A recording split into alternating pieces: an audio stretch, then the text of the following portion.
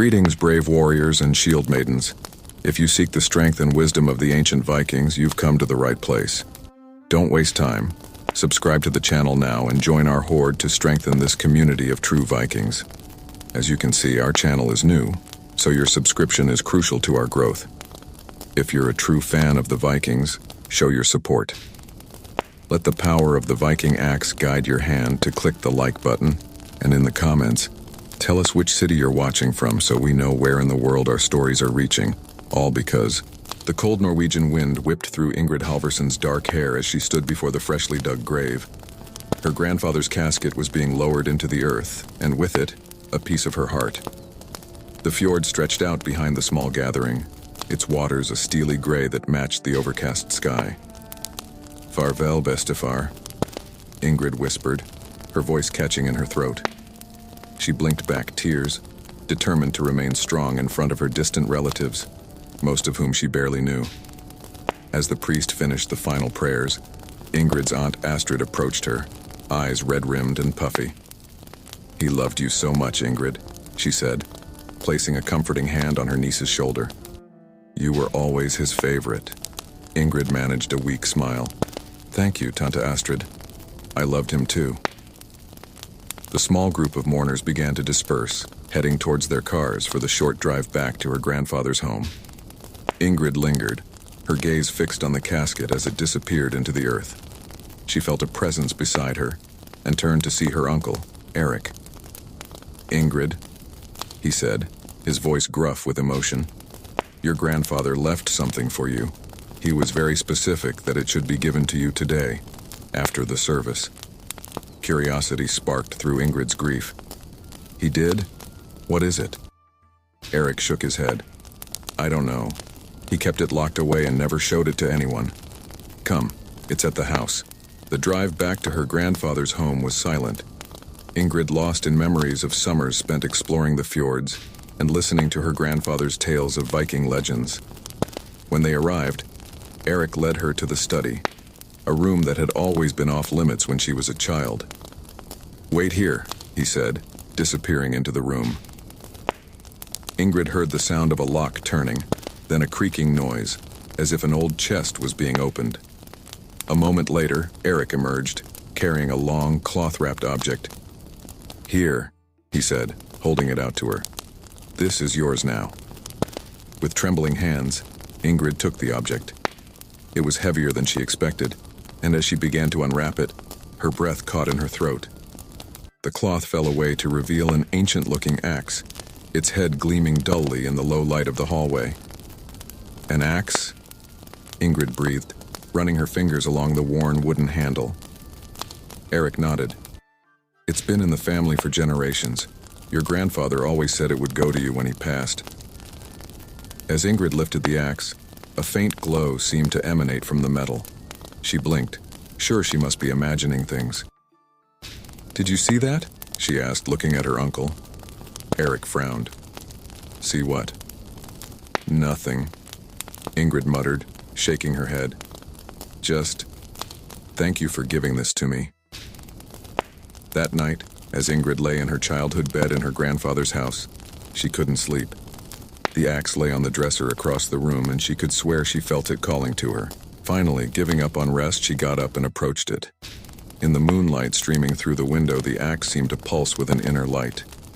Ingrid picked it up, marveling at how right it felt in her hand, as if it had been made for her grip. "What are you?" she whispered to the weapon. "Why did Bestefar want me to have you?" As if in response, the glow intensified for a moment, then faded. Ingrid gasped, nearly dropping the axe. Bewilderment flooded her senses. This couldn't be happening. Axes didn't glow. They didn't respond to questions. And yet, a knock at her door made her jump. "Ingrid?" It was Astrid. "Are you awake?" I heard voices. Quickly, Ingrid wrapped the axe back in its cloth. "Just talking to myself, Tante Astrid. I'm fine." "All right, dear. Try to get some sleep. You have a long journey tomorrow." As her aunt's footsteps faded away, Ingrid sank onto the bed, her mind racing. What had her grandfather given her? And why did she feel both drawn to and unsettled by the axe? The next morning dawned gray and misty.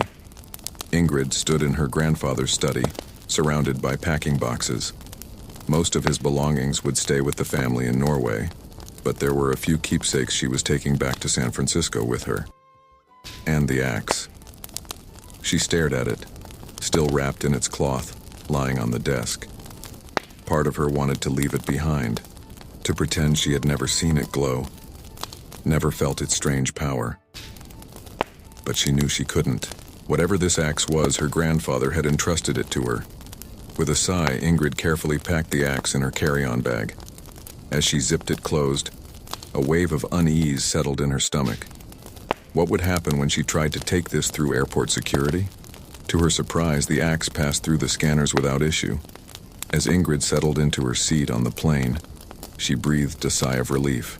Maybe she had imagined everything. Maybe grief and lack of sleep had played tricks on her mind. The flight took off and Ingrid tried to relax. She was heading home, back to her life as a paramedic in San Francisco. Back to normality. She closed her eyes, hoping to catch up on the sleep she'd missed the night before. Just as she was drifting off, a sound made her eyes snap open. It was faint, barely audible over the hum of the engines, but unmistakable. A whisper.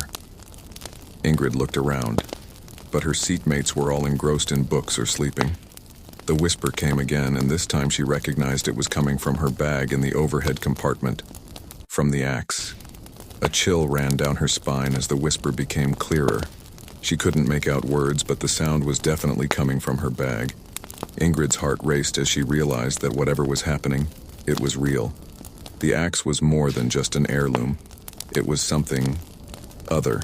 As the plane soared over the Atlantic, carrying her back to her life in America, Ingrid knew that nothing would ever be the same again. Her grandfather's final gift had set her on a path she couldn't yet comprehend, and the ancient axe whispered secrets of a world she was only beginning to discover.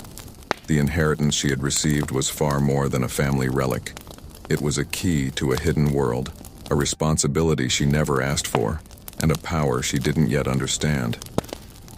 As Ingrid looked out the plane window at the vast ocean below, she wondered what challenges and mysteries awaited her in San Francisco, and what role this mysterious axe would play in her future. The shrill sound of the emergency alarm jolted Ingrid awake. She had barely closed her eyes for a quick nap between shifts when the call came in. Adrenaline surged through her body as she sprang from the cot, her mind instantly alert. "Halverson, we've got a critical situation downtown," her partner Jake shouted from the garage.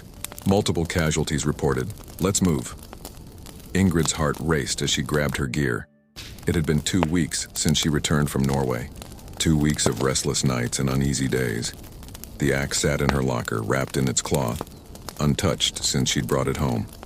But as she reached for her bag, something made her pause. A whisper, so faint she almost missed it, seemed to come from the locker. Without thinking, Ingrid yanked open the door and grabbed the axe, stuffing it into her duffel bag alongside her medical supplies. "Ingrid, come on!" Jake's voice snapped her back to reality. "Coming!" she called, zipping up the bag and racing to the ambulance. As they sped through the streets of San Francisco, sirens wailing, Jake briefed her on the situation. Multiple car pileup on the Bay Bridge. At least 5 vehicles involved. Unknown number of casualties. It's chaos out there. Ingrid nodded, her mind racing. Why had she brought the axe? What was she thinking? But there was no time to second-guess herself now. They arrived at the scene, and the world exploded into a cacophony of screams, sirens, and shouted orders. "Halverson, take the red sedan," the incident commander barked. "Driver's trapped. Condition critical." Ingrid grabbed her bag and raced to the mangled vehicle. The driver, a middle-aged man, was pinned behind the steering wheel, blood streaming from a head wound. His eyes were unfocused, his breathing labored. "Sir, can you hear me?" Ingrid called, assessing the situation. No response. She reached for her bag, intending to grab a pressure bandage, when her hand brushed against the cloth-wrapped axe. Suddenly, the world around her seemed to fade. The chaotic sounds of the accident scene dimmed, and Ingrid felt as if she were moving through water. Her hand, seemingly of its own accord, wrapped around the handle of the axe. "What am I doing?" she thought, panic rising in her chest, but she couldn't stop herself. She unwrapped the axe, its metal gleaming despite the overcast sky. Time seemed to stop.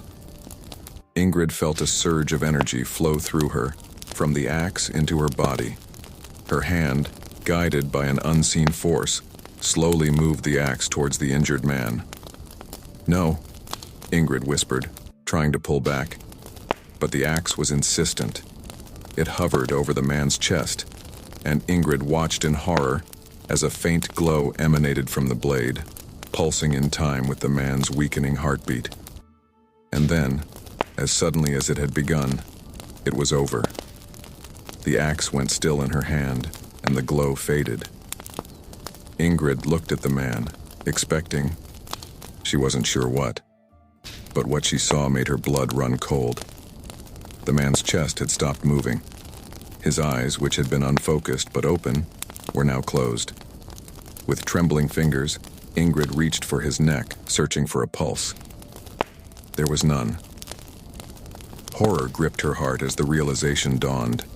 The axe had chosen death for this man, and she had been the instrument of that choice. "Halverson, status report." The sharp voice of the incident commander cut through her shock. Ingrid stumbled back from the car, nearly dropping the axe. He's gone," she managed to choke out. "I couldn't. There was nothing I could do." The commander nodded grimly. "All right, move on to the next vehicle. We've got live ones that need help." Ingrid stood frozen, staring at the axe in her hand. What had she done? What was this thing? "Ingrid!" Jake's voice snapped her out of her trance. "Are you okay? You look like you've seen a ghost." Quickly, Ingrid wrapped the axe back in its cloth and shoved it into her bag. "I'm fine," she lied. "Just, it's always hard to lose one." Jake nodded sympathetically. "I know, but we've got to keep moving. There are others who need us." The rest of the scene passed in a blur for Ingrid. She went through the motions, treating patients on autopilot, her mind reeling from what had happened. By the time they returned to the station, she felt numb. In the locker room, Ingrid sat on the bench, staring at her bag. The axe lay inside, innocent looking now, but she knew the truth. Guilt and confusion warred within her as she tried to process what had happened. "Hey," Jake said softly, sitting down next to her. "Tough day, huh?" Ingrid nodded, not trusting herself to speak. "You know it's not your fault," Jake continued. "Sometimes, no matter what we do, we can't save everyone. It doesn't mean we stop trying." If only he knew, Ingrid thought. She hadn't tried to save that man. The axe had decided his fate, and she had let it happen. "Thanks, Jake," she managed to say. "I just need some time to process." He patted her shoulder and left her alone with her thoughts. Ingrid pulled out the axe, unwrapping it slowly. In the fluorescent light of the locker room, it looked ordinary. No glow, no whispers, no sense of otherworldly power, but she knew what she had experienced. "Why?" she whispered to the axe. "Why did you choose death for him? How can I trust you?" As before, there was no response. Just cold, unyielding metal in her hands. Ingrid's mind raced with questions. Was she going crazy? Had grief over her grandfather's death pushed her over the edge? Or was this axe truly something supernatural? A relic of the Viking ancestors her grandfather had so often told her about. And if it was real, what did that mean for her? She had taken an oath as a paramedic to save lives, not to decide who lived or died. How could she continue in her job knowing she carried this power with her? As the weight of the day's events settled on her shoulders, Ingrid carefully rewrapped the axe and placed it back in her locker. She couldn't bring it home, not now. She needed time to think, to decide what to do next. But as she closed the locker door, she couldn't shake the feeling that this was only the beginning. The axe had awakened, and with it, a power she neither understood nor wanted. Yet somehow Ingrid knew she couldn't simply walk away. Her grandfather had left her this inheritance for a reason. Now, she had to figure out what that reason was, and whether she had the strength to bear the burden that came with it. As Ingrid left the station that night, the memory of the axe guiding her hand, of the life slipping away under its influence, haunted her. She knew sleep would not come easily, if at all. The first encounter with the axe's true power had shaken her to her core, and the path ahead was shrouded in uncertainty and fear. But one thing was clear: her life would never be the same again. Ingrid tossed and turned in her bed, the digital clock on her nightstand mocking her with its relentless progression. 2:17 a.m., 3:42 a.m., 4:55 a.m. Sleep eluded her, chased away by the haunting memories of the accident on the Bay Bridge and the mysterious power of the axe. As the first rays of dawn crept through her window, Ingrid gave up on rest. She stumbled to her kitchen, brewing a strong pot of coffee. The axe lay on her dining table, still wrapped in its cloth, and silent presence that seemed to fill the entire apartment. "What are you?" Ingrid muttered, staring at the bundle as she sipped her coffee. The events of the previous day replayed in her mind. The axe guiding her hand, the faint glow, the life slipping away from the accident victim. She shuddered, setting down her mug with trembling hands. Unable to bear the uncertainty any longer, Ingrid booted up her laptop. If this axe truly had some connection to her Norwegian heritage, perhaps there were answers to be found in Viking lore. As the sun rose higher in the sky, she lost herself in a world of ancient myths and legends. Hours passed as Ingrid pored over websites, academic journals, and scanned pages from old books. She read about Mjolnir, Thor's hammer, and other magical weapons of Norse mythology. Stories of Valkyries choosing the slain on battlefields caught her attention, stirring a memory of her grandfather's tales. "Could it be?" she whispered, her eyes darting between the screen and the wrapped axe. The idea seemed absurd, yet after what she had witnessed, could she really discount anything? Curiosity began to override her fear. Ingrid stood, approaching the axe with cautious steps. Her hand hovered over the cloth for a moment before she steeled herself and unwrapped it. The metal gleamed in the afternoon light, looking for all the world like an ordinary, if ancient, weapon. Ingrid's gaze fell on the wilting pothos plant in the corner of her living room. She had neglected it in the chaos of the past weeks, and its leaves hung limp and yellowed. A wild idea formed in her mind. With a mix of dread and excitement churning in her stomach, Ingrid carried the axe to the plant. She took a deep breath, extending the axe towards the drooping leaves. For a long moment, nothing happened. Ingrid felt foolish, standing in her apartment holding an axe over a houseplant. Then, ever so faintly, the axe began to glow. Ingrid gasped as she felt that now familiar energy flowing through her. The axe seemed to pull her hand gently, guiding it to hover over the soil of the plant. The glow intensified, pulsing rhythmically. Before her astonished eyes, the plant began to change. The yellow leaves regained their vibrant green hue, perking up as if reaching for the sun. New growth sprouted from the stems, unfurling with impossible speed. "Oh my God," Ingrid breathed, stumbling back. The axe's glow faded, leaving her staring at a now lush and healthy plant. It can heal too. The implications of this discovery whirled through her mind. If the axe could choose between life and death, if it could heal as well as harm, what did that mean for her? For her job as a paramedic? Her train of thought was interrupted by the shrill ring of her phone. Ingrid's heart raced as she saw it was Jake calling. "Ingrid, we need you." Jake's voice was tense. "There's been a pileup on the freeway. All hands on deck." Conflict tore at Ingrid's soul. Should she go? Could she trust herself with the axe in another emergency situation? But if she didn't go, people might die that she could have saved. "I'll be right there," she heard herself say. Before she could second-guess her decision, Ingrid grabbed her gear, hesitated for a split second, then wrapped the axe and tucked it into her bag. The scene at the freeway was chaotic. Multiple vehicles were crumpled together, and the air was filled with the sounds of sirens and shouting. Ingrid rushed to where Jake was waving her over. "Teen girl, trapped in the back seat," Jake briefed her quickly. "She's fading fast." Ingrid's heart pounded as she approached the mangled car. Through the shattered window, she could see a young girl, no more than 16, her face pale and still. The axe seemed to grow heavier in Ingrid's bag. As she began her assessment, Ingrid felt the now familiar pull. Time seemed to slow as she reached into her bag, her hand closing around the axe's handle.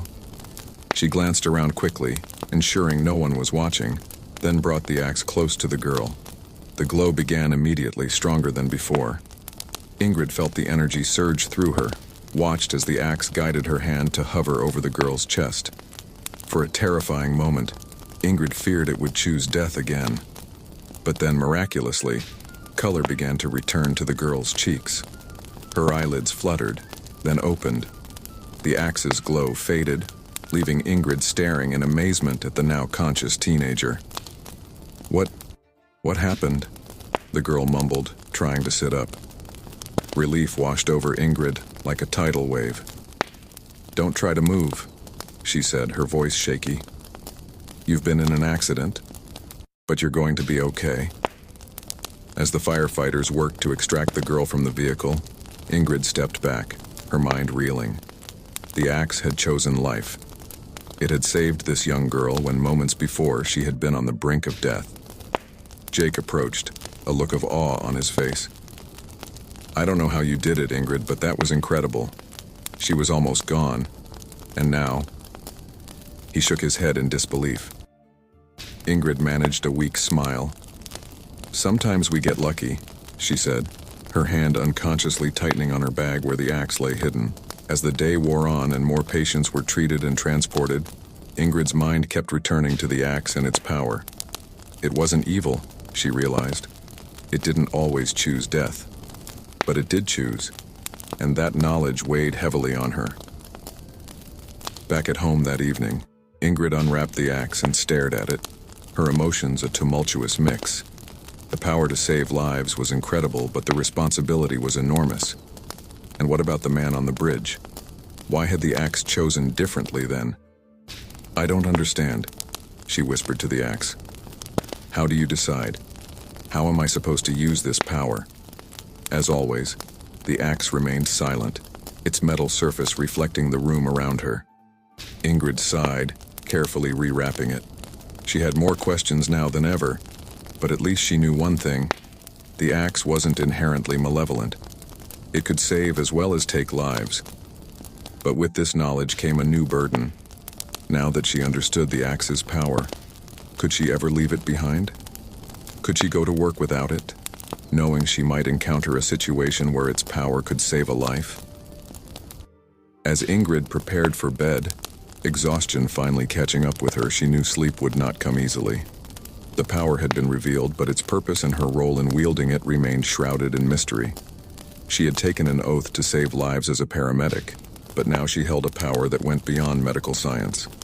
The axe had chosen her, just as it chose who lived and who died. As Ingrid drifted off to a restless sleep, she couldn't shake the feeling that her journey with this ancient, mystical weapon was only beginning, and that the choices ahead would test her in ways she could scarcely imagine. Ingrid sat on the edge of her bed, the ancient axe cradled in her lap. The weight of it seemed to grow heavier with each passing day, not just physically, but emotionally. As the first rays of dawn crept through her window, she found herself once again questioning her right to wield such power. "Who am I to decide who lives and who dies?" she whispered to the empty room. The axe, as always, remained silent, offering no guidance or comfort. Doubt gnawed at her conscience. She was a paramedic, trained to save lives using medical science and skill. But this was something else entirely. It went beyond her training, beyond her understanding of the natural world. Was it right for her to use it? Was it ethical? The shrill ring of her phone startled her out of her reverie. It was Jake. "Hey, Ingrid," his voice came through, tinged with concern. "You okay? You've seemed off lately." Ingrid hesitated, tension building in her chest. Should she tell him? Jake was more than just her partner. He was her friend. If anyone would understand, or at least try to, it would be him. But as she opened her mouth to speak, fear closed her throat. "I'm fine," she lied, hating herself for it. "Just haven't been sleeping well." "If you're sure," Jake said, clearly unconvinced. "Listen, we've got an early shift. See you in an hour?" "Yeah, see you then," Ingrid replied, ending the call with a sigh. As she prepared for her shift, Ingrid debated leaving the axe behind, but the memory of the lives she'd saved, and the one she couldn't, made her tuck it into her bag once more. The shift started quietly, but as noon approached, the emergency calls began pouring in. A multi-car pileup on the highway had their team racing to the scene. "We've got a critical over here," Jake called out as they arrived. Ingrid rushed over, her medical bag and the axe in hand. The patient was a middle-aged man, trapped in the wreckage of his car. His vital signs were weak and fading fast. Ingrid's trained hands moved swiftly, applying pressure to wounds, checking responses.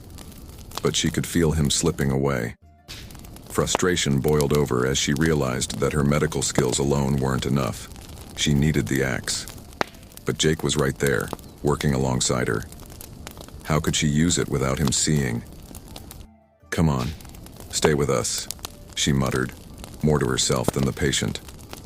But despite their best efforts, the man's pulse grew weaker and weaker. "Ingrid, we're losing him," Jake said, his voice tense. She knew what she had to do, what she could do. The axe seemed to pulse in her bag, calling to her, but Jake's presence held her back. She couldn't reveal her secret, not here, not now. "No, no, no," Ingrid whispered as the man's heart stopped beating. They performed CPR, used the defibrillator, tried everything in their power, but it wasn't enough. "Time of death, 12:47 p.m., Jake said solemnly, stepping back from the vehicle. Ingrid stood frozen, staring at the lifeless body. She could have saved him. The axe could have saved him. But she had hesitated, and a man had died because of it. The rest of the shift passed in a blur. As soon as it was over, Ingrid rushed home, barely making it through her door before the tears started falling.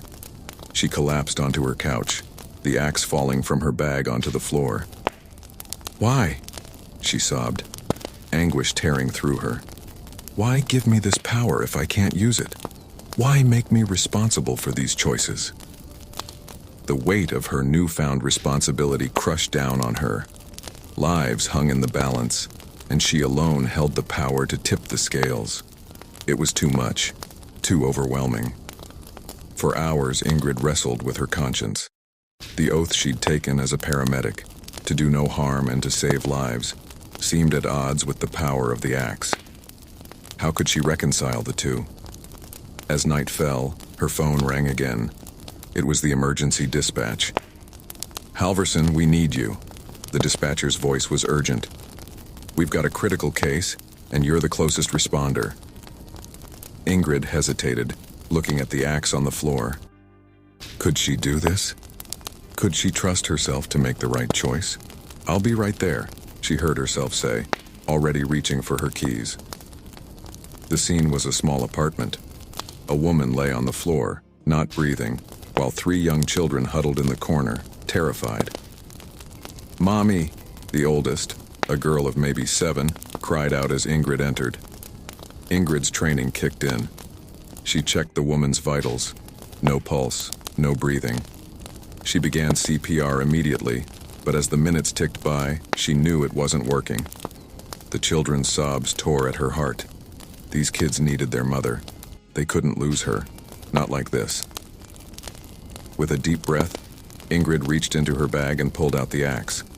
There was no one else here to see, no one to question what she was doing.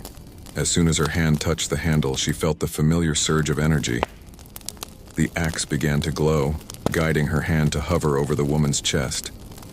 "Please," Ingrid whispered, unsure if she was addressing the axe or some higher power. "Please let her live." The glow intensified, pulsing in rhythm with Ingrid's own racing heart. And then, miraculously, The woman gasped, her eyes flying open.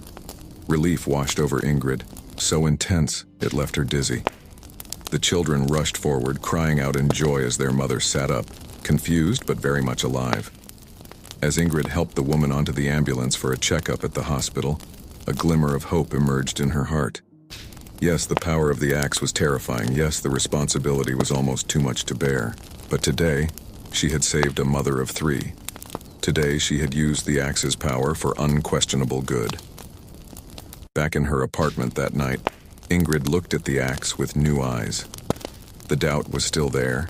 The questions still swirled in her mind. But now, there was something else too. A sense of purpose, perhaps. Or at least a willingness to try and understand this power she'd been given.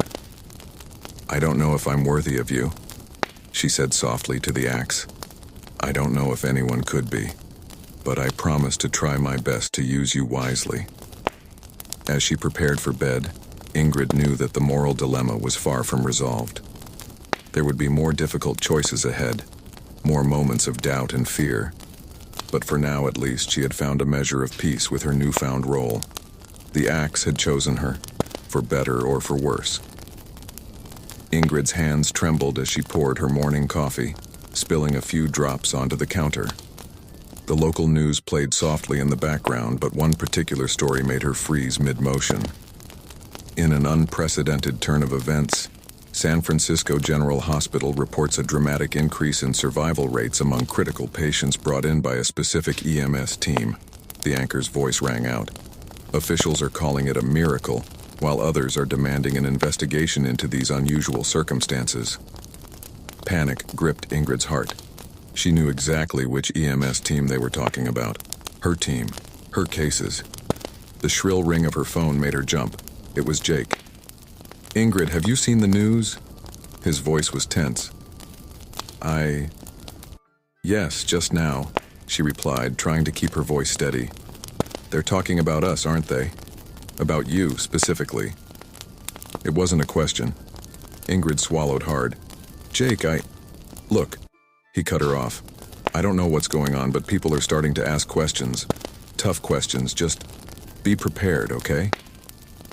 The call ended, leaving Ingrid standing in her kitchen, coffee forgotten, as the weight of her situation crashed down upon her. At the station, the atmosphere was thick with tension.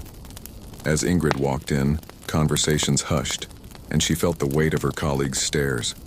Suspicion clouded their eyes as they watched her, whispering among themselves. "Halverson," Captain Rodriguez called out. "My office, now." Ingrid's heart raced as she followed the captain, acutely aware of the eyes following her every move. "Close the door," Rodriguez said as they entered his office. He fixed Ingrid with a stern gaze. "I'm sure you've heard the rumors, the questions. People are wondering how you've managed to save so many critical patients lately." Ingrid's mouth went dry. "Sir, I don't want excuses, Halverson. I want answers. What methods are you using? Are you experimenting with unauthorized treatments?" Fear paralyzed Ingrid. How could she possibly explain? The truth was too fantastical, too unbelievable, but lying to her superior felt wrong on every level. I'm just doing my job, sir," she managed to say. "To the best of my abilities." Rodriguez's eyes narrowed. "There's going to be an official inquiry into your recent cases. I suggest you prepare yourself." As Ingrid left the office, she felt the walls closing in around her. The axe, hidden in her locker, seemed to call out to her, a silent promise of power and a reminder of her impossible secret. The next few days passed in a blur of tension and fear. Ingrid found herself under constant scrutiny, her every move questioned, her every success met with suspicion rather than celebration. It all came to a head on a rainy Tuesday afternoon. The emergency call came in. A high-profile patient, the mayor's wife, had suffered a severe heart attack. Ingrid and Jake were the closest unit. As they raced to the scene, Ingrid's mind whirled. She knew the stakes were impossibly high. If she couldn't save the mayor's wife, her unusual success rate would be chalked up to mere coincidence. But if she did save her, they arrived to find a scene of chaos. The mayor was there, his face ashen, as paramedics worked frantically over his wife's still form. "She's not responding," one of them called out. "We're losing her." Desperation fueled Ingrid's decision. With a quick glance to ensure Jake was distracted, she reached into her bag and grasped the axe. Time seemed to slow as she approached the patient. The axe's familiar warmth spread through her arm, guiding her hand.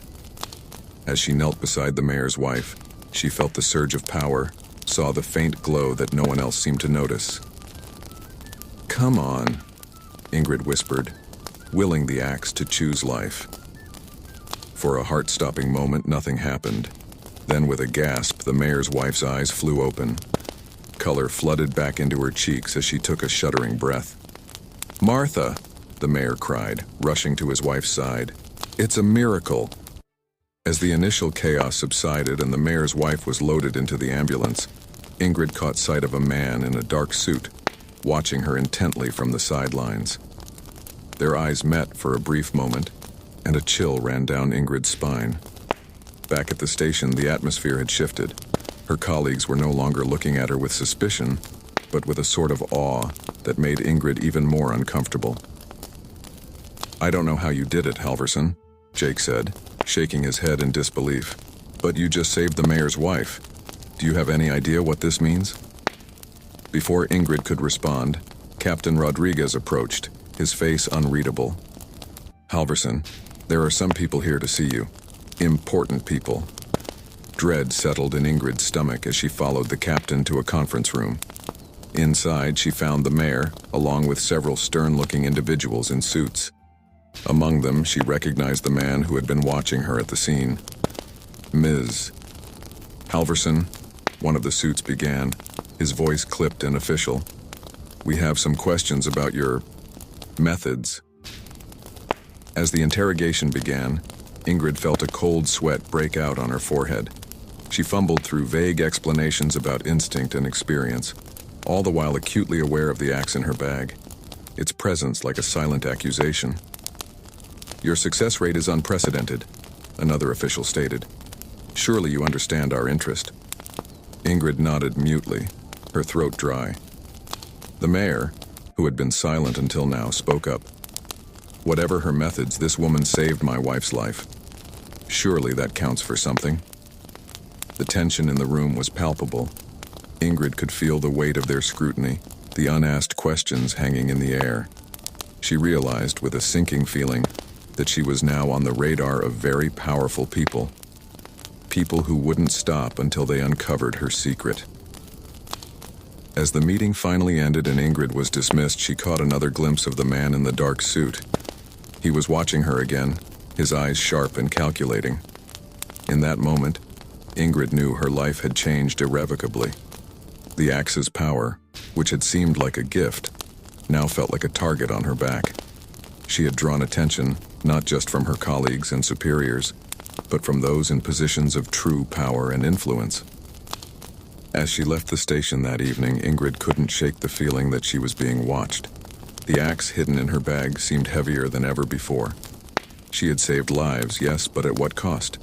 The moral dilemma of wielding the axe's power now paled in comparison to the very real danger she found herself in. Ingrid realized she stood at a crossroads. She could try to stop using the axe, to fade back into normalcy and hope that the scrutiny would pass. But could she live with herself, knowing she had the power to save lives and chose not to use it? Or she could continue, knowing that each miracle she performed brought her closer to exposure. As she unlocked her apartment door, Ingrid's mind raced with possibilities and fears. One thing was certain: her days of anonymity were over. Whether she liked it or not, Ingrid Halverson, the paramedic with the miraculous success rate, was now a person of interest to those in power. And somewhere in the back of her mind, a small voice whispered that perhaps this had been the axe's plan all along. Ingrid's fingers drummed nervously on the steering wheel as she navigated the winding roads of Marin County. The events of the past few weeks had left her exhausted and on edge, constantly looking over her shoulder. She needed answers, and she hoped that today she might finally get some. Her destination was a small Norwegian cultural center nestled in the hills. She had stumbled upon it during a late-night internet search, desperate for any connection to her heritage that might shed light on the mysterious axe. As she pulled into the parking lot, Ingrid's eyes were drawn to an elderly woman tending to a garden of vibrant flowers. There was something about her that seemed familiar, though Ingrid was certain they had never met. Taking a deep breath, Ingrid grabbed her bag containing the wrapped axe and approached the woman. "Excuse me," Ingrid called out softly. "I'm looking for information about Norwegian artifacts. Would you be able to help me?" The woman turned, her weathered face breaking into a warm smile. "Of course, dear. I'm Astrid. I've been the caretaker here for longer than I care to admit. What kind of artifact are you interested in?" Ingrid hesitated for a moment, then slowly unwrapped the axe. "It's this. It belonged to my grandfather and I—" She was cut off by Astrid's sharp intake of breath. The old woman's eyes widened, a mix of recognition and awe spreading across her features. "By Odin's beard," Astrid whispered, her gnarled hands reaching out towards the axe. "I never thought I'd see one in my lifetime." Amazement filled Ingrid as she watched Astrid's reaction. You recognize this?" Astrid nodded solemnly. "Oh yes, child. This is no ordinary axe. This is Skjebne Øksen, the Fate Axe. It is said to have been forged by the dwarves of Nidavellir, blessed by the Norns themselves." Wonder began to replace the skepticism that had been Ingrid's constant companion. "But that's just mythology, isn't it? Norse gods and dwarves. They're not real." A knowing smile played on Astrid's lips. "Come inside, dear. We have much to discuss." Inside the cultural center, surrounded by artifacts and tapestries depicting scenes from Norse mythology, Astrid settled into a worn armchair. Ingrid sat across from her, the axe resting on her lap. "The axe you hold," Astrid began, her voice taking on a rhythmic, almost hypnotic quality, "is a relic of immense power. It is said to have the ability to choose between life and death, to see the threads of fate and cut them, or tie them anew." Ingrid's mind reeled. Everything Astrid was saying aligned with what she had experienced. But how? How can this be real? The old gods may have faded from common belief, but their power lingers in this world, Astrid explained. And sometimes that power finds a worthy vessel.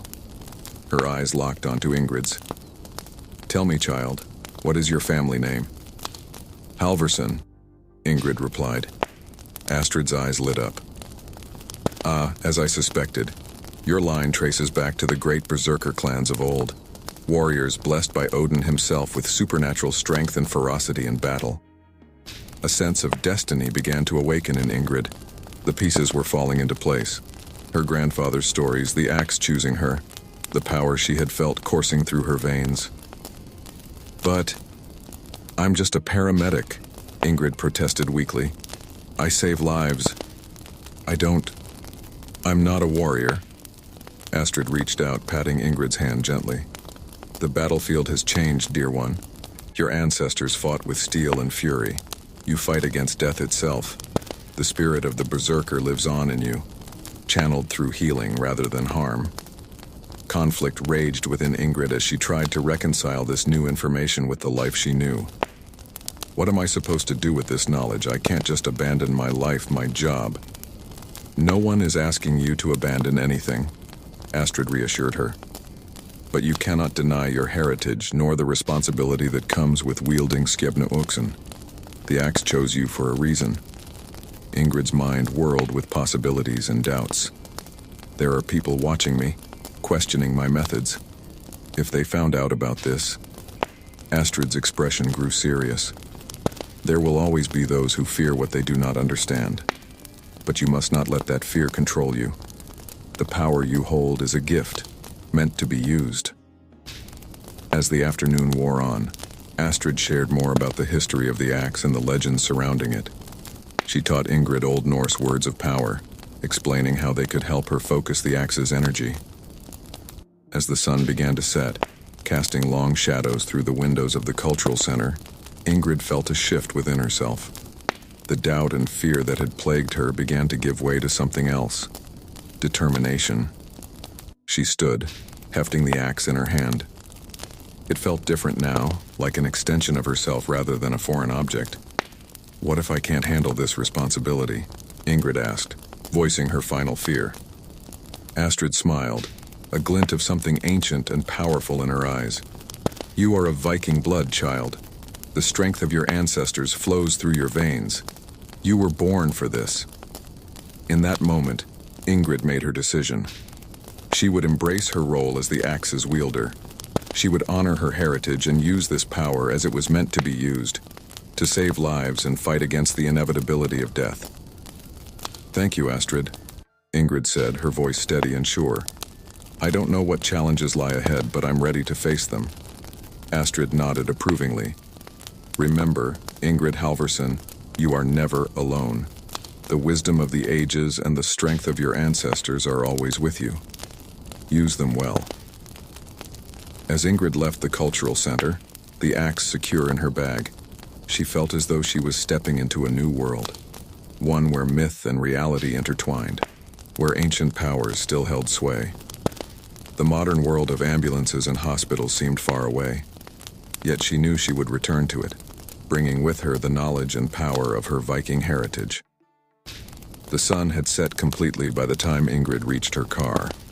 As she placed the axe carefully on the passenger seat, she caught a glimpse of her reflection in the rearview mirror. For a moment, she could have sworn she saw something else there too. The shadow of a fierce Viking warrior, axe raised high. Ingrid smiled, starting the engine. She had a feeling her life was about to get a lot more interesting. And for the first time since she had inherited the axe, she felt ready for whatever challenges lay ahead. As she drove back towards the city, the lights of San Francisco twinkling in the distance, Ingrid began to plan. She would need to be careful, to learn to balance her modern life with her newfound heritage. But she was no longer afraid. She was Ingrid Halvorsen, descendant of Viking berserkers, wielder of Skjebne Uxen, and she had lives to save. The pre-dawn stillness was shattered by the sound of splintering wood.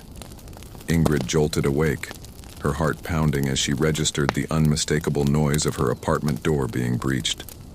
Adrenaline surged through her veins as she leapt from her bed, her mind racing to process what was happening.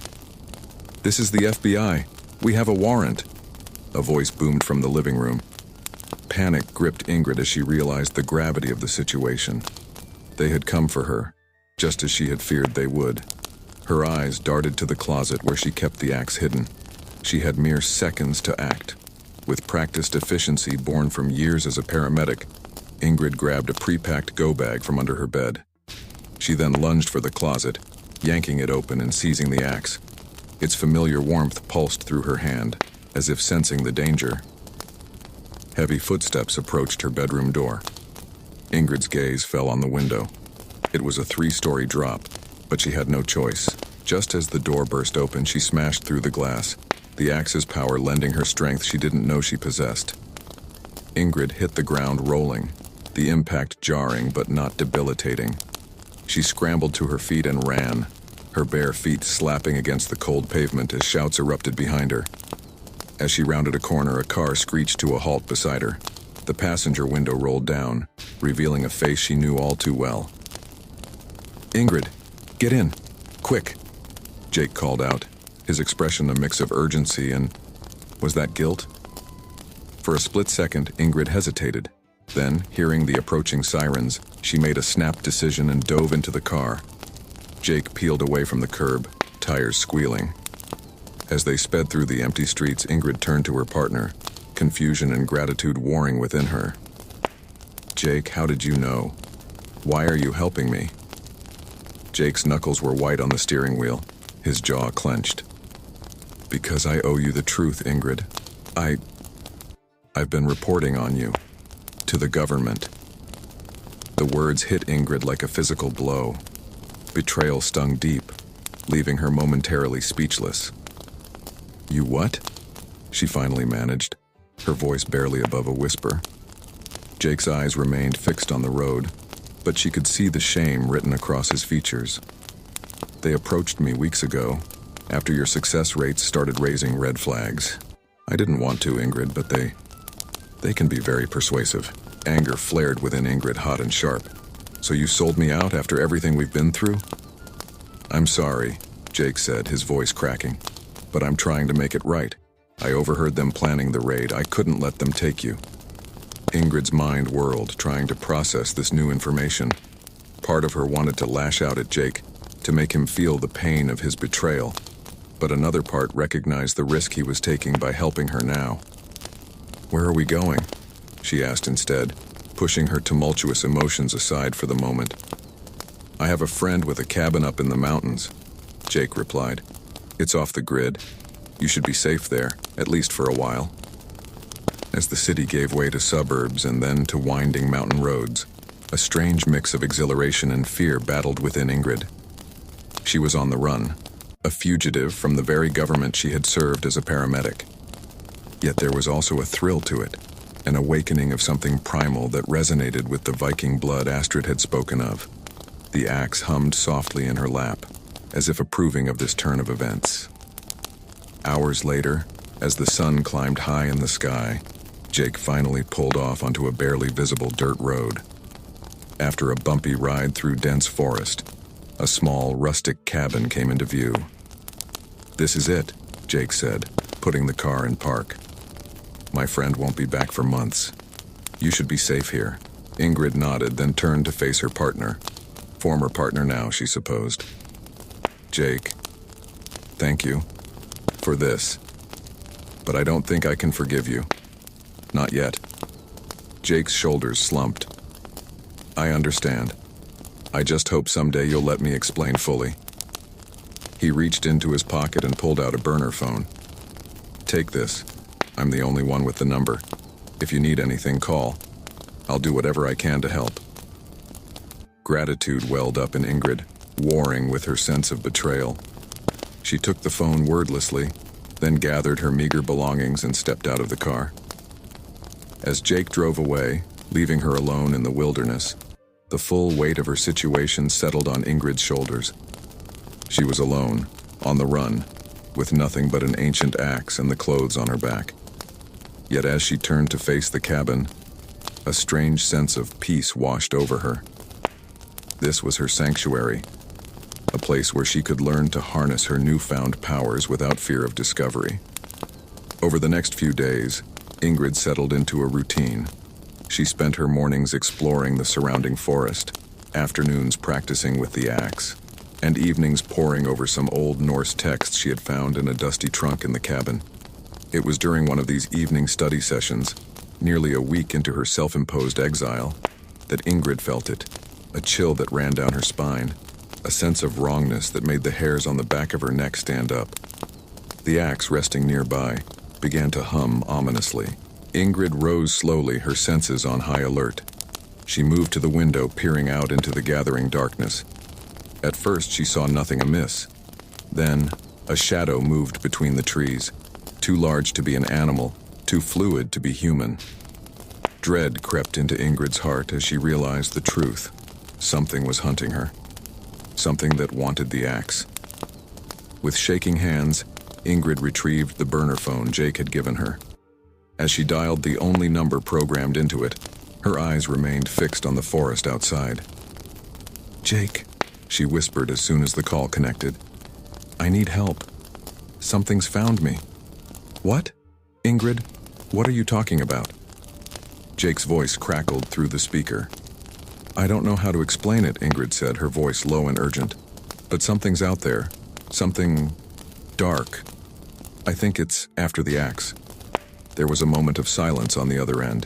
Then, okay, Ingrid, I'm on my way. Just stay safe until I get there.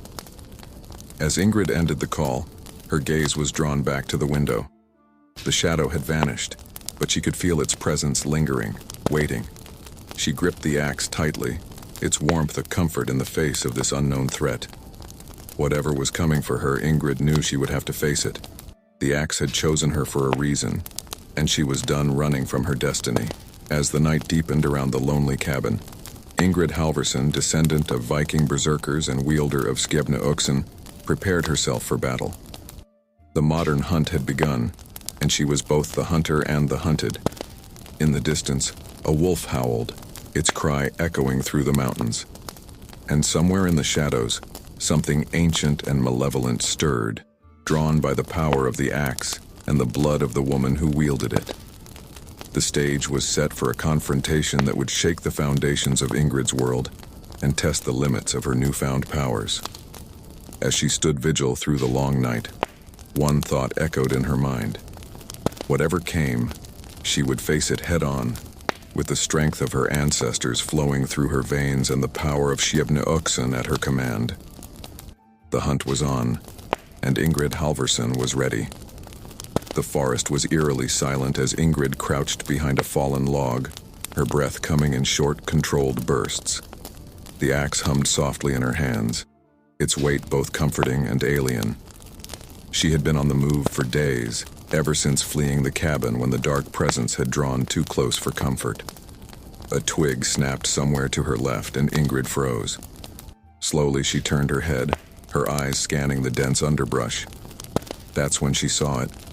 A faint, ethereal glow emanating from a small clearing up ahead. Curiosity overcame caution, and Ingrid found herself drawn towards the light. As she approached, her eyes widened in awe. Floating a few feet off the ground was an ancient shield, its surface adorned with intricate Norse runes that pulsed with an otherworldly energy. "It can't be," Ingrid whispered, reaching out tentatively. The moment her fingers brushed the shield's surface, a shock wave of energy burst forth. Ingrid stumbled backward, watching in amazement as the pulse of light spread through the forest. In its wake, other objects began to stir. A sword half buried in the earth suddenly shook free of its earthy sheath. A necklace dangling from a tree branch began to spin of its own accord. "They're awakening," Ingrid breathed, her voice filled with wonder. A deep, resonant voice suddenly cut through the night. "Step away from the shield, girl. It's not meant for you." Ingrid whirled around, axe at the ready. A tall, imposing figure emerged from the shadows. In his hand, he held a massive warhammer that crackled with barely contained lightning. "Who are you?" Ingrid demanded, her voice steadier than she felt. The man's eyes narrowed. "I am Bjorn Thorsen, rightful wielder of Mjolnir's Echo, and you, little girl, are meddling in affairs beyond your understanding." Courage and fear intertwined within Ingrid as she faced off against this rival wielder. "I am Ingrid Halvorsen, and I wield Skjebne Uxen. I have every right to be here." Bjorn's laugh was like rolling thunder. "The Fate Axe? In the hands of a mere paramedic? You have no idea of the power you toy with." Without warning, he swung his hammer. Lightning arced through the air, heading straight for Ingrid. Acting on instinct, she raised the axe. The lightning struck its blade, and for a moment Ingrid thought she would be overwhelmed by the sheer force of it. But then something extraordinary happened.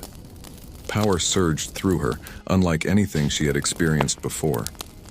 It was as if the axe had come alive in her hands, its spirit intertwining with her own. Time seemed to slow. Ingrid could see the individual bolts of lightning, could feel the charge in the air. With a cry that echoed with the strength of her Viking ancestors, she swung the axe, redirecting the lightning back towards Bjorn. The man's eyes widened in shock as he was forced to dodge his own attack. "Impossible," he growled. Ingrid stood tall, the axe humming contentedly in her grasp. "You underestimate me, Bjorn Thorsen, and you underestimate Skjebne Uxen." As the two faced each other, the forest around them came alive with the awakening artifacts. The shield pulsed brighter, the sword rose from the ground, and the necklace emitted a haunting melody. Bjorn's eyes darted around, taking in the scene. "Do you have any idea what you've done? You've triggered an awakening of ancient powers. The world as we know it will never be the same." Ingrid's retort died on her lips as a new sensation washed over her. The axe grew warm in her hands, and suddenly she heard a familiar voice, one she hadn't heard in years. "Ingrid, my brave girl." Tears sprang to her eyes. Grandfather?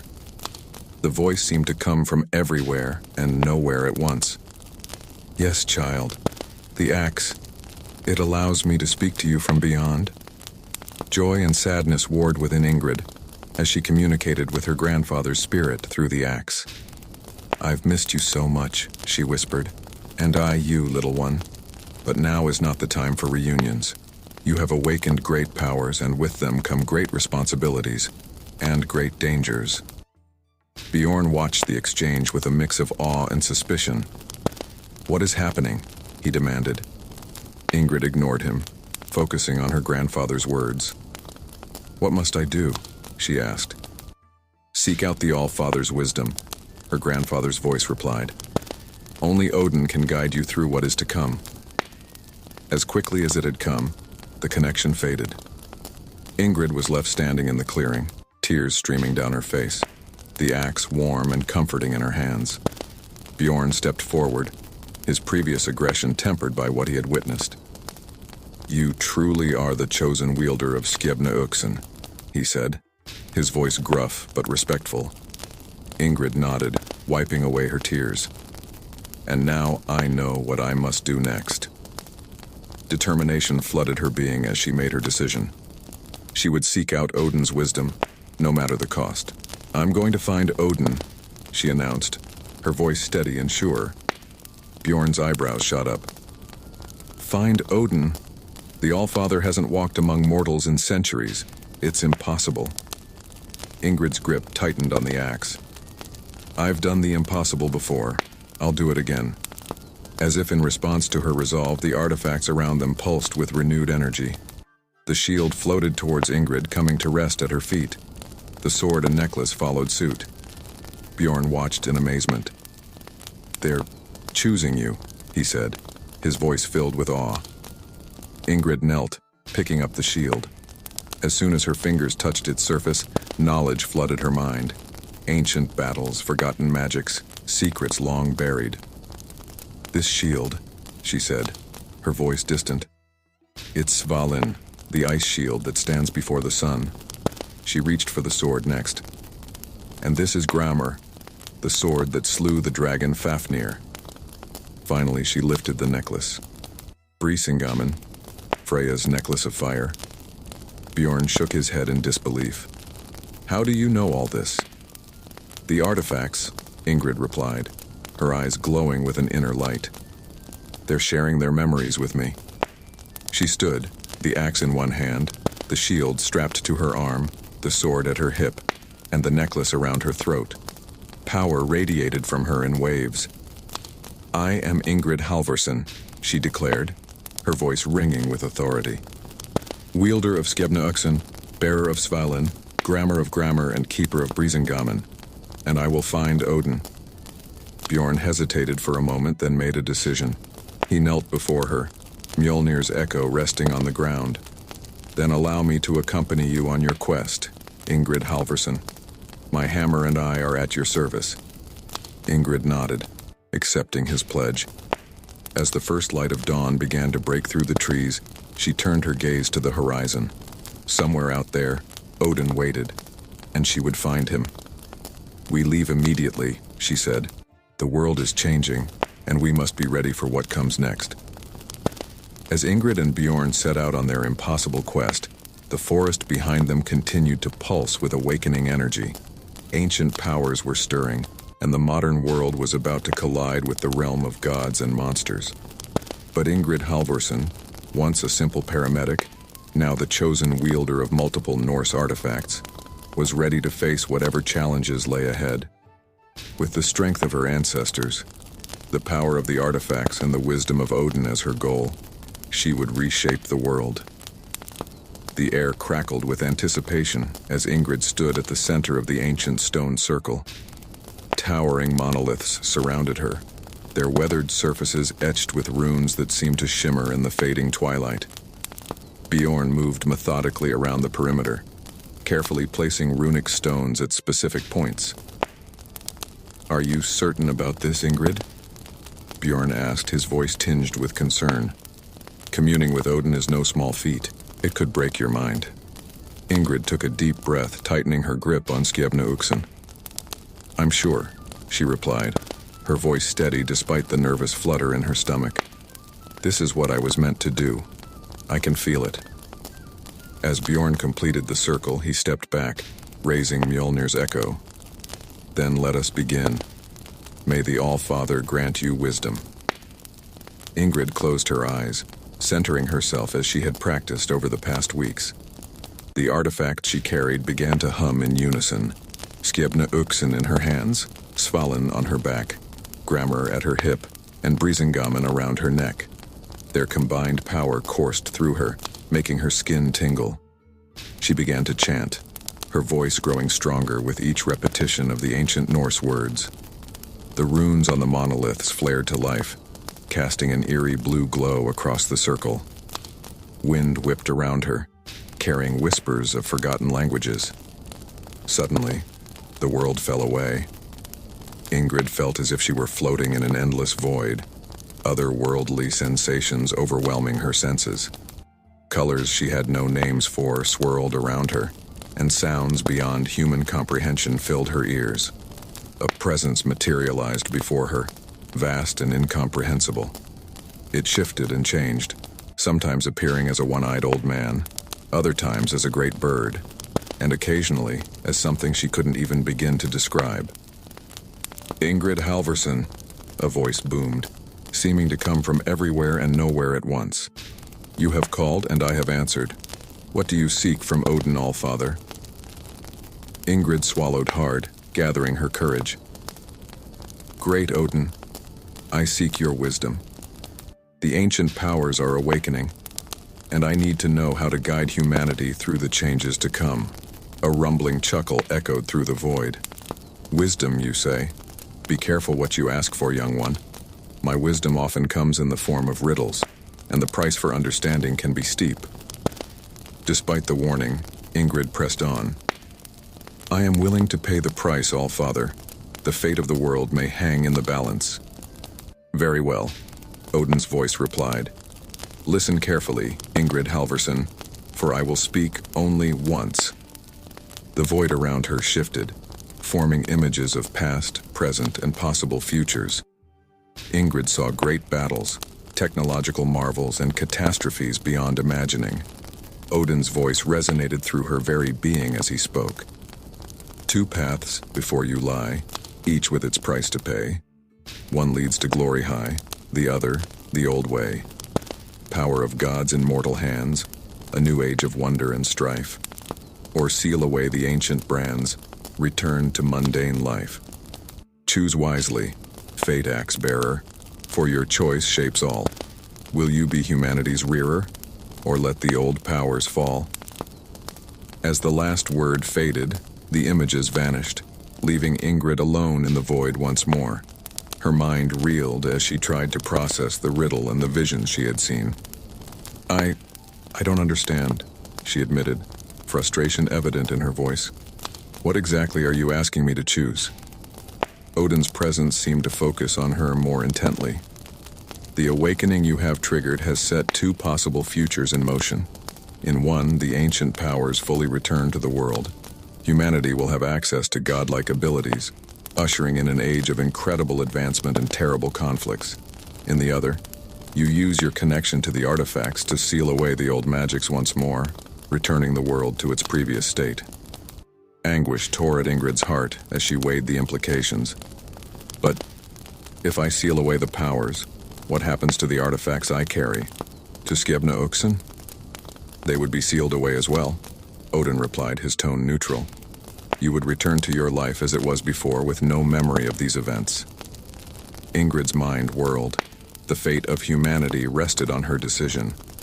Could she trust the world with the power of the gods? The potential for advancement was immense, but so was the capacity for destruction. Yet the thought of losing her connection to the axe, of forgetting everything she had learned about her heritage, felt like a physical pain. "How can I possibly make this choice?" she whispered, more to herself than to Odin. "That, young Ingrid, is the burden of power." Odin's voice rumbled. "Great responsibility comes with great ability. You must decide what you believe is best for humanity, knowing that either choice will have far-reaching consequences. Ingrid closed her eyes, trying to center herself amidst the swirling chaos of her thoughts. She thought of her life as a paramedic, of the lives she had saved with and without the axe's power. She remembered the awe she felt when the artifacts awakened, and the connection she now felt to her Viking ancestors. But she also recalled the fear in people's eyes when they couldn't understand her abilities, the government's attempts to capture her, and Bjorn's initial hostility. Would humanity truly be ready for such a monumental change? As she wrestled with her decision, Ingrid felt a warmth emanating from Skjebne Uxen. It pulsed in time with her heartbeat, as if trying to communicate. In that moment, she realized that the axe wasn't just a tool. It was a part of her, an extension of her very being. Resolve began to strengthen her spirit as clarity dawned. She opened her eyes, meeting Odin's shifting gaze with determination. "I've made my decision," Ingrid declared, her voice steady and sure. Odin's presence seemed to lean in closer. "And what is your choice, Ingrid Halvorsen?" Taking a deep breath, Ingrid spoke, knowing the weight her words carried. "I choose to allow the awakening to continue. Humanity must be given the chance to grow, to evolve. Yes, there will be challenges and conflicts, but there will also be wonders beyond imagining. We cannot hide from our potential forever." As soon as the words left her lips, Ingrid felt a shift in the energy around her. The void began to pulse with power, and Odin's presence seemed to grow even larger. "So be it," Odin's voice boomed. "You have chosen a path of great change, Ingrid Halvorsen. The age of mundane will give way to an era of magic and might. But remember this, with great power comes not just responsibility, but also great danger. You must be prepared to guide humanity through the trials to come." Ingrid nodded solemnly. "I understand, Allfather. I will do everything in my power to help humanity navigate this new world." "Then go forth, wielder of Skjebne Uxen," Odin proclaimed. "Your journey is far from over. It has in truth only just begun." With those words, the void around Ingrid began to dissolve. She felt herself being pulled back to the physical world, the sensation not unlike being caught in a powerful current. As reality reasserted itself, Ingrid found herself back in the stone circle, gasping for breath. Bjorn rushed to her side, supporting her as she swayed on her feet.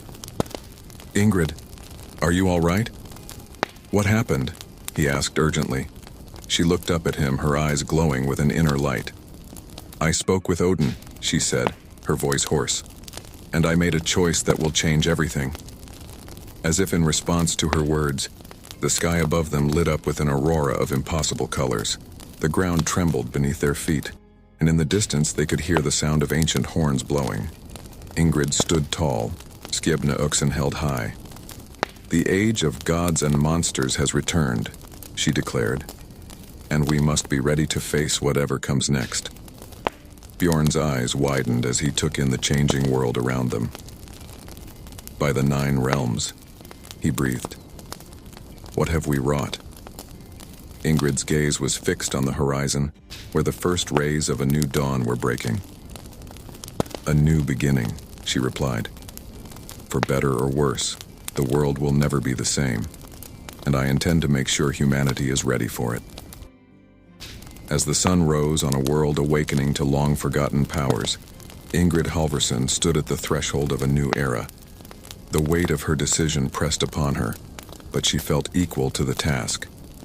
With Skjebne Uxen in her hand, and the wisdom of Odin in her heart, she was prepared to face the challenges that lay ahead.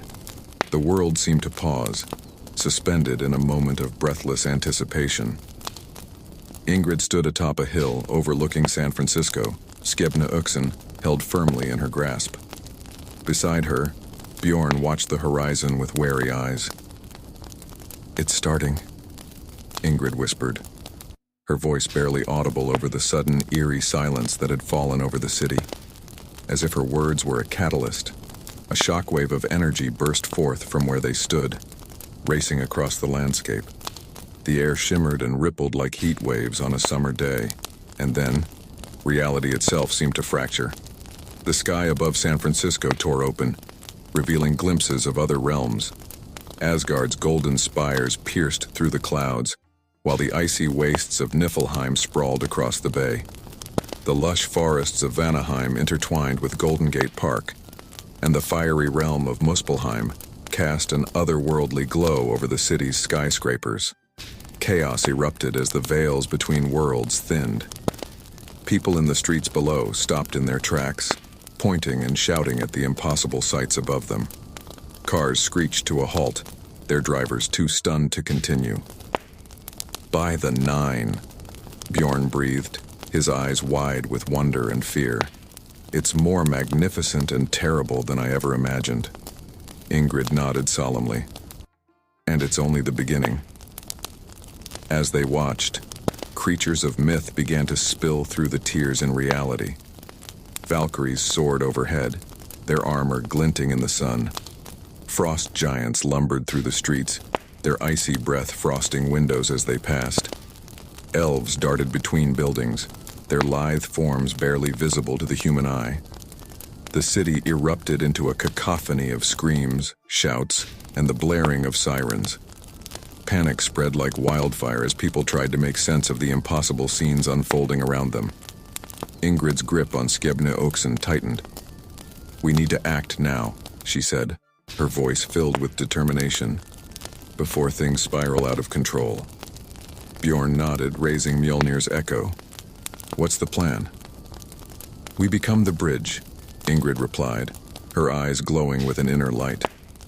"Between the old world and the new, between humans and the beings of myth." With that, she raised Skebna Oakson high above her head. The axe pulsed with power, sending out a wave of calming energy that washed over the chaotic scene below. People and mythical creatures alike paused, their attention drawn to the figure on the hill. Ingrid's voice, amplified by the axe's power, rang out across the city. "People of San Francisco, beings of the Nine Realms, hear me. I am Ingrid Halvorson, wielder of Skebna Oakson and chosen of Odin. The world as we knew it has changed, but this is not the end. It is a new beginning." As she spoke, Ingrid felt a strange mix of pride and humility wash over her. She was taking on a role she never could have imagined, becoming a link between worlds.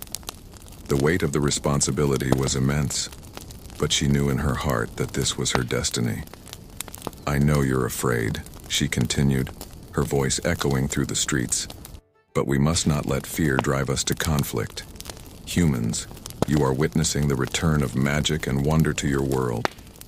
Beings of myth, you are guests in a realm that has long forgotten your existence. We must learn to coexist, to build a new world together."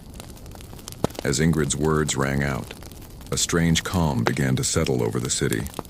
Humans and mythical creatures alike seemed to pause, considering her words. In that moment of quiet, the first tentative interactions began. A curious child reached out to touch the fur of a passing wolf spirit. An elf offered a glowing flower to a stunned businessman. A Valkyrie helped an elderly woman to her feet. Bjorn placed a hand on Ingrid's shoulder. "You're doing it," he said, his voice filled with awe. "You're actually bringing them together." Ingrid nodded, a small smile playing on her lips. "It's a start, but we have a long way to go." As the day wore on, Ingrid found herself moving through the city, mediating conflicts, explaining the new reality to stunned officials, and helping both humans and mythical beings navigate their new coexistence. It was exhausting work, but she felt more alive than she ever had before. As the sun began to set, casting an otherworldly glow through the tears in reality, Ingrid made her way to San Francisco General Hospital. Her heart was heavy with the knowledge that she would have to say goodbye to her old life, but she knew it was necessary. She found Jake in the emergency room, helping to treat humans and mythical beings alike. When he saw her, his eyes widened in recognition and relief. "Ingrid," he exclaimed, rushing over to her. "You're okay. I've been so worried. What's happening? The world's gone mad." Ingrid smiled sadly. "Not mad, Jake. Just different. And I'm part of the reason why. She explained everything to him. The axe, her heritage, her choice to awaken the old powers. Jake listened in stunned silence, his expression a mix of disbelief and awe. "So, what happens now?" he asked when she had finished. Ingrid took a deep breath. "Now I have to leave. This new world needs a guardian, someone to help maintain balance between the realms, and that someone is me." Jake's face fell. "You're leaving? But what about your life here? Your job? Your friends? Me?" Joy and sorrow mingled in Ingrid's heart as she looked at her old partner and friend. "I'll always cherish the time we had together, Jake. But I have a new purpose now, a destiny to fulfill." She pulled him into a tight hug. "Thank you for everything, for being my partner, for believing in me. I'll never forget you." As she pulled away, she saw tears in Jake's eyes. "Will we ever see you again?" Ingrid smiled. "The worlds are connected now. I have a feeling our paths will cross again someday." With a final goodbye, Ingrid left the hospital. As she stepped out into the transformed city, a sense of destiny fulfilled washed over her. The world she had known was gone, replaced by one of magic and wonder. And she, Ingrid Halvorsen, once a simple paramedic, now stood as its guardian. She made her way back to the hill where it had all begun. Bjorn was waiting for her, along with a small group of humans and mythical beings who had recognized her role in this new world order. "Are you ready?" Bjorn asked as she approached. Ingrid nodded, gripping Skiebna Uxen tightly. "Ready as I'll ever be." She turned to address the gathered crowd. "The path ahead won't be easy. We're entering uncharted territory, a world where the mundane and the magical coexist. There will be challenges, conflicts, and misunderstandings. But there will also be wonders beyond imagining, opportunities for growth and learning that we've never had before." She raised Skiebna Uxen, its blade catching the light of the setting sun and the glow of the realms visible through the tears in the sky. "I swear to you, as wielder of Skiebna Uxen and chosen of Odin, that I will do everything in my power to guide us through this transition, to maintain balance between the realms, to ensure that this new era is one of peace and prosperity for all beings, human and mythical alike." A cheer went up from the crowd. Humans and mythical creatures alike raised their voices in support. Ingrid felt the weight of their trust and expectations, but also the strength of their belief in her. As night fell over the transformed San Francisco, Ingrid stood tall, her trusty axe by her side. The world had changed, and she had changed with it. The simple paramedic was gone, replaced by a guardian of realms, a bridge between worlds. Ingrid Halvorsen looked out over the city, where the lights of San Francisco now mingled with the glow of Asgard and the other realms. A new era had begun, and she was ready to face whatever challenges it might bring. With Skiebna Uxen in her hand, and the wisdom of Odin in her heart, she took her first step into the unknown, ready to shape the destiny of this new, wondrous world. The axe hummed contentedly in her grasp, a reminder of the journey that had brought her here and a promise of the adventures yet to come. Ingrid smiled. The new era had dawned, and she was exactly where she was meant to be. Bjorn Eriksson stood before the full-length mirror in his luxurious Manhattan penthouse, his heart pounding with a mix of excitement and trepidation.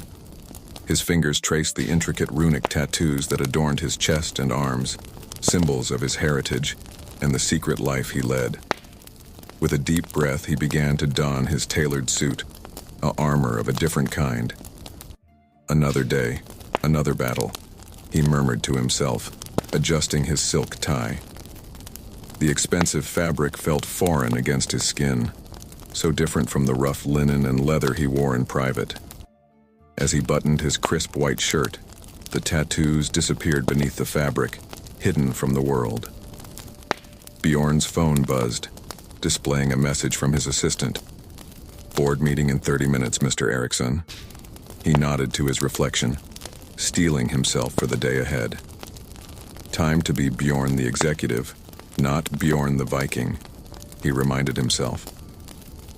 The elevator ride to the office was a transition, a descent from one world into another. With each floor, Bjorn felt the weight of his dual identity settle upon his shoulders. By the time he reached the boardroom, his face was a mask of cool professionalism. "Good morning, everyone," Bjorn greeted as he strode into the room, his voice carrying the authority of a man accustomed to command. The board members, a collection of New York's financial elite, nodded in respect. "Mr. Erickson, we're ready to begin the quarterly review," announced Sarah Chen, the CFO, her eyes sharp behind her glasses. Bjorn took his seat at the head of the table, his posture perfect, betraying none of the warrior's instincts that lay just beneath the surface. "Excellent. Let's start with the Asian markets." For the next 2 hours, Bjorn led the meeting with fierce determination. He analyzed reports, questioned strategies, and made decisive calls that would shape the company's future. All the while, a part of him longed for the simplicity of combat, for the honest clash of steel on steel. As the meeting drew to a close, Thomas Blackwell, one of the senior board members, approached Bjorn. "Impressive work today, Erickson. You run this company like a well-oiled machine." Bjorn allowed himself a small smile. "Thank you, Thomas.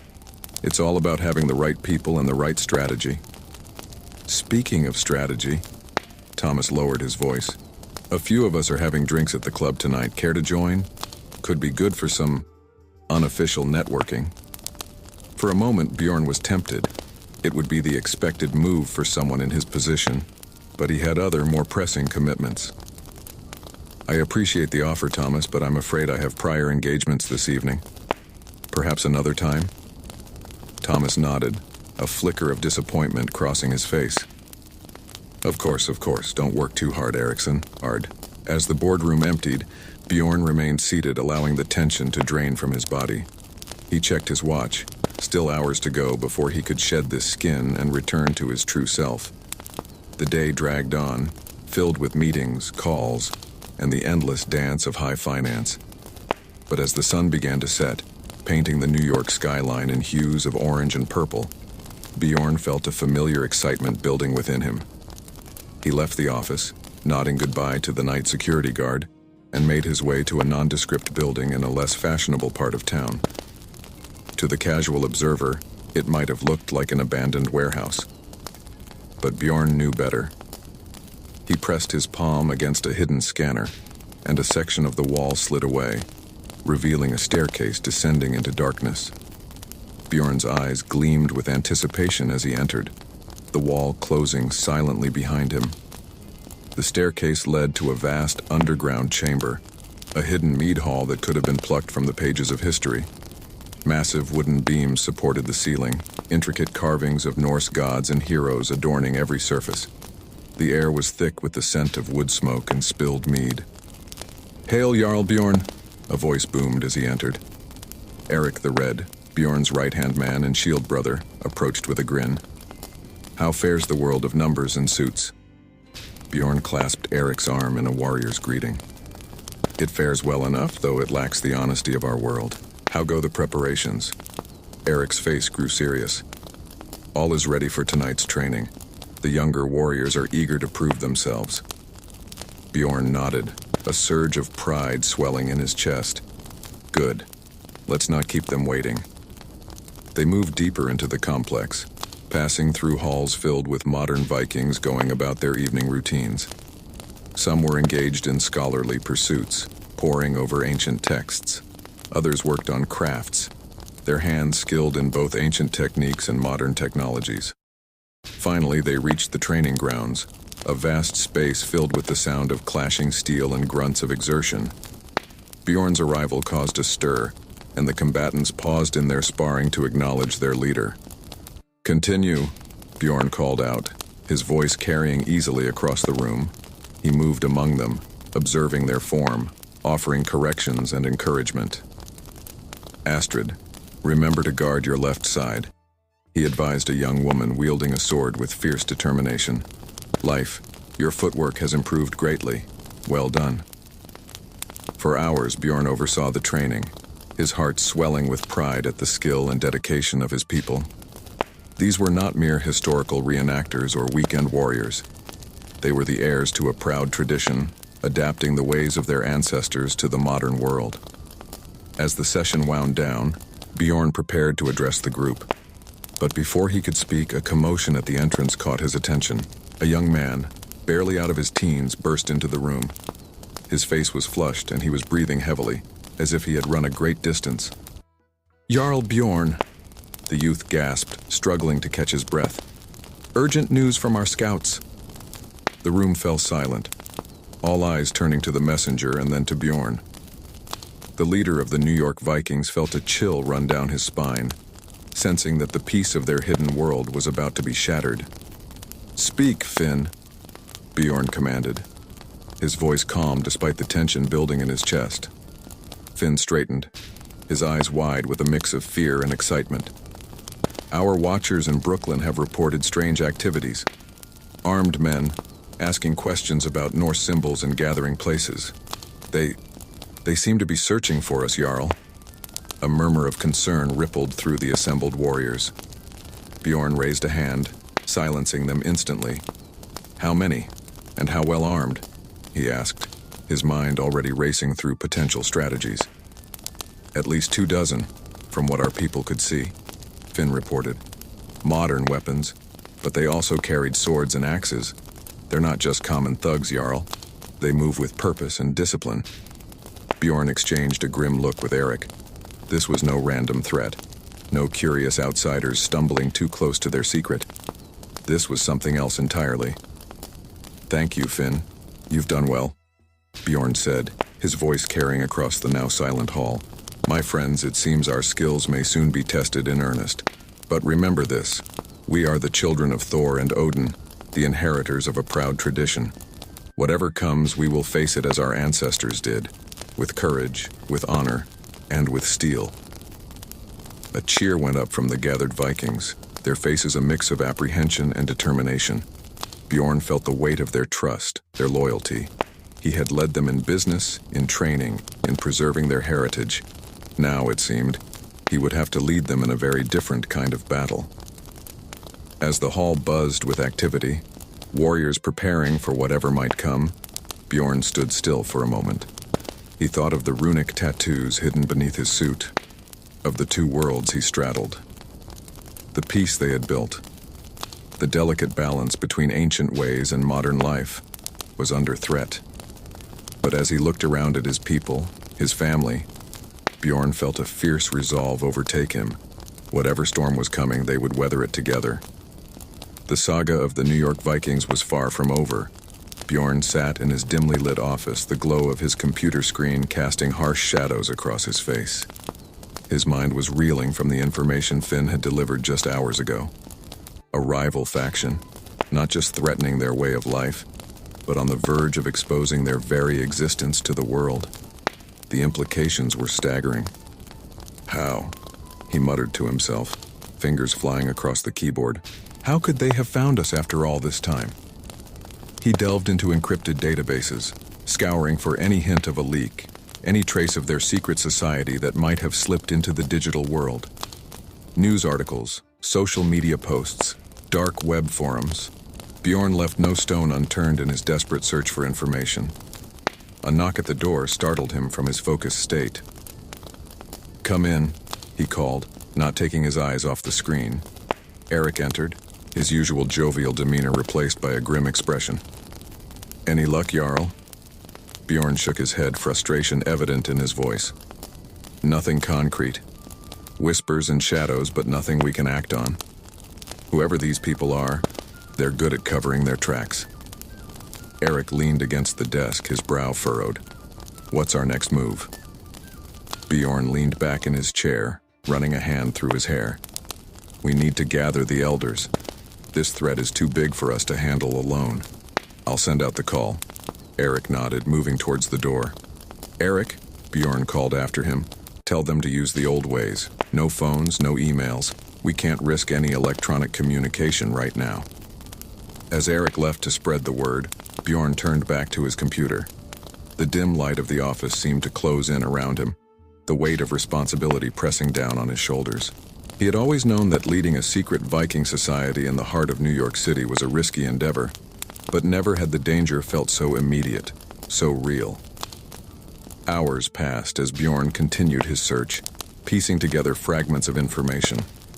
By the time he looked up from his screen, the first light of dawn was starting to creep through the windows. With a groan, he stood up, stretching muscles stiff from hours of inactivity. He had a few hours before the emergency meeting with the elders, and he knew he needed to clear his head. Bjorn left his office, nodding to the night security guard as he exited the building. The streets of New York were never truly quiet, but in these early morning hours, there was a different energy to the city. The neon lights of late-night establishments clashed with the growing natural light, creating a surreal landscape. As he walked, doubt began to gnaw at Bjorn. The modern world pressed in around him. Towering skyscrapers, honking taxis, early commuters hurrying past with their eyes glued to smartphones. For the first time in years, he felt acutely out of place. A man out of time. "What am I doing?" he whispered to himself, his words lost in the ambient noise of the city. Trying to keep alive the ways of ancient Vikings in the heart of the 21st century? He paused at a crosswalk, waiting for the light to change. Across the street, a group of young professionals laughed as they stumbled out of a bar, their night just ending as the new day began. Bjorn watched them, feeling the gulf between their world and his own. The doubt continued to circle in his mind as he walked, questioning every decision that had led him to this point. Was he putting his people in danger by clinging to the old ways? Was it time to let go of the past and fully embrace the modern world? Lost in his thoughts, Bjorn didn't notice the figure approaching until they were nearly upon him. He looked up, startled, to find a stranger standing uncomfortably close. The man was tall, with a build that spoke of military training hidden beneath a nondescript jacket. His eyes were sharp, assessing, and there was something in his stance that set off every instinct Bjorn had honed over years of leadership. "Excuse me," the stranger said, his voice low and controlled. "I couldn't help but notice your ring. That's an interesting design." Bjorn's heart began to pound. The ring in question was a simple silver band adorned with subtle runic symbols, a mark of his position within the society, but one that should be meaningless to outsiders. "Thank you," Bjorn replied cautiously, fighting to keep his voice steady. "It's a family heirloom." The stranger's eyes narrowed slightly, a small smile playing at the corners of his mouth. "Family heirlooms often have the most fascinating histories, don't they? I'd love to hear the story behind it sometime." Alarm bells were ringing in Bjorn's head. This was no chance encounter. This man knew something, or at least suspected. "Perhaps another time," Bjorn said, forcing a polite smile. "I'm afraid I'm running late for an appointment." He made to move past the stranger, but the man shifted slightly, blocking his path. Of course. We wouldn't want to keep you from your appointment. I'm sure we'll have a chance to chat again soon, Mr. Erickson." The use of his name sent a chill down Bjorn's spine. He hadn't introduced himself, and while he was known in business circles, he doubted this man was part of that world. "Good day," Bjorn said firmly, sidestepping the stranger and walking away with measured steps, resisting the urge to break into a run. He could feel the man's eyes on him as he retreated, his heart pounding with a mixture of fear and anticipation. There was no doubt now. The threat was real, and it was closer than they had imagined. Bjorn's mind raced as he made his way to the meeting place. The encounter had shaken him, but it had also solidified his resolve. The doubts that had plagued him during his walk dissipated in the face of this tangible threat. He arrived at an old brownstone, unremarkable among the many others lining the street. A coded knock on the door granted him entry, and he descended into a basement room where the elders of the New York Viking Society were already gathering. The air crackled with tension as Bjorn entered. Conversations hushed and all eyes turned to their leader. These were men and women who straddled two worlds, respected professionals in their daily lives, keepers of ancient traditions in secret. "My friends," Bjorn began, his voice carrying the weight of the news he bore. "I'm afraid the situation is even more dire than we initially believed." He recounted his night of research and the unsettling encounter on the street, watching as concern deepened on the faces of the elders. Astrid, a fierce warrior and respected surgeon, was the first to speak. "They know who you are, Jarl. We must assume our entire organization has been compromised." Murmurs of agreement and worry rippled through the room. "What are our options?" asked Leif, his usually jovial face now creased with worry. Bjorn took a deep breath, looking around at the faces of those who had placed their trust in him. "We have three choices as I see it. We can disband, go our separate ways and hope to fade into obscurity.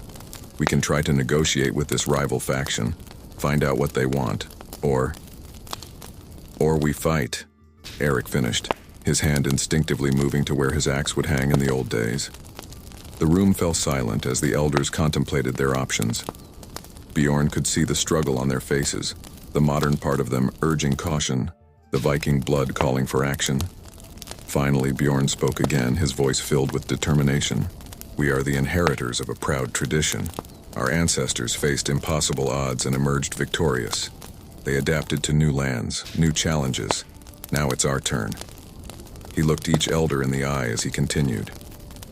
"We will not run. We will not hide. We are Vikings, and we will face this threat as our forebears would, with courage, with cunning, and if necessary, with steel." A murmur of approval ran through the room, growing into a rumble of agreement. "What's our first move, Jarl?" Astrid asked, her eyes gleaming with the light of impending battle.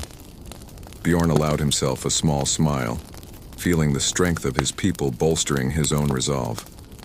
"We gather information, we prepare our defenses, and we remind these shadows in the city that they're dealing with the children of Thor and Odin." As the meeting dissolved into planning and preparation, Bjorn felt a renewed sense of purpose. The doubts that had plagued him earlier were gone, replaced by a fierce determination. Whatever challenges lay ahead, they would face them together, a hidden army of modern Vikings ready to fight for their way of life. The shadows were closing in, but Bjorn and his people were ready to meet them, to write a new saga in the heart of New York City.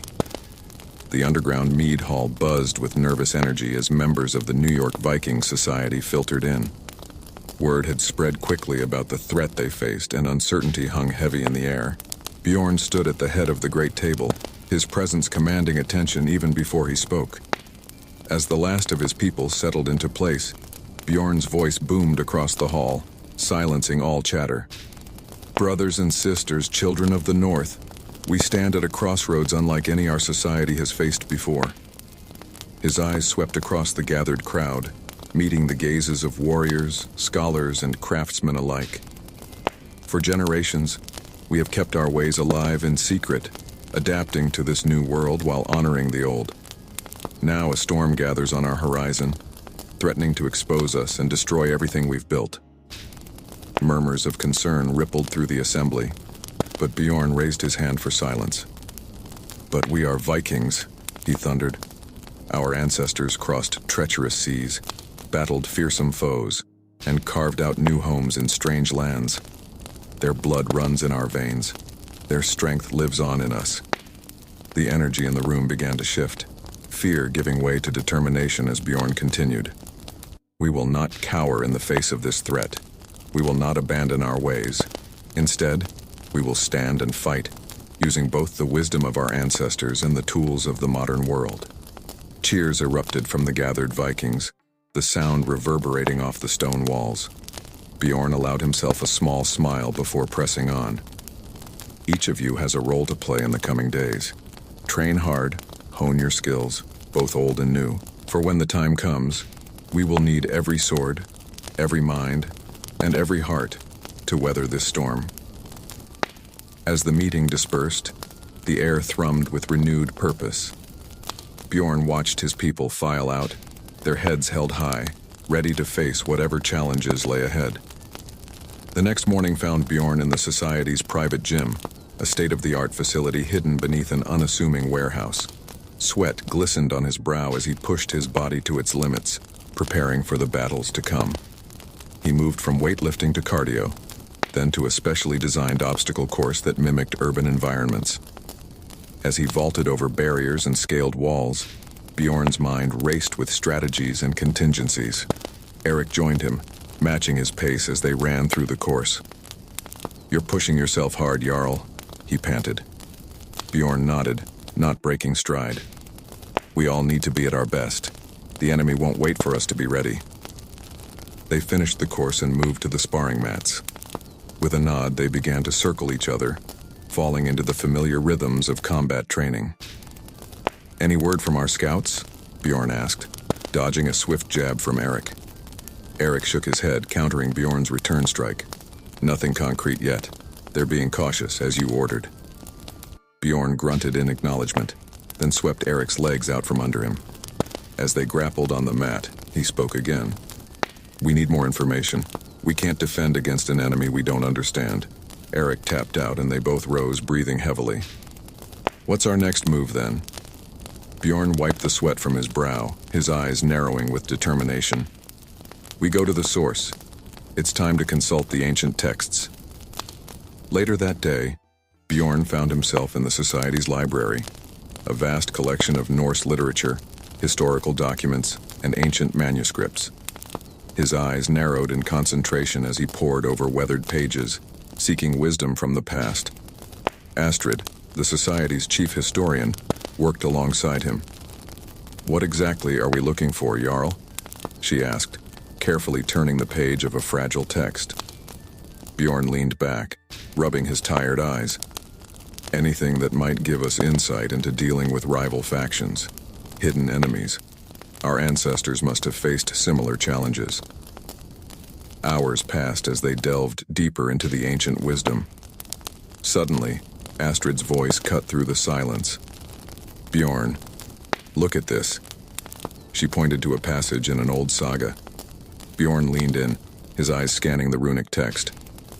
"The tale of Hakon the Cunning," he murmured. "I remember this story." Astrid nodded excitedly. "Yes, but look at how he dealt with the rival clan.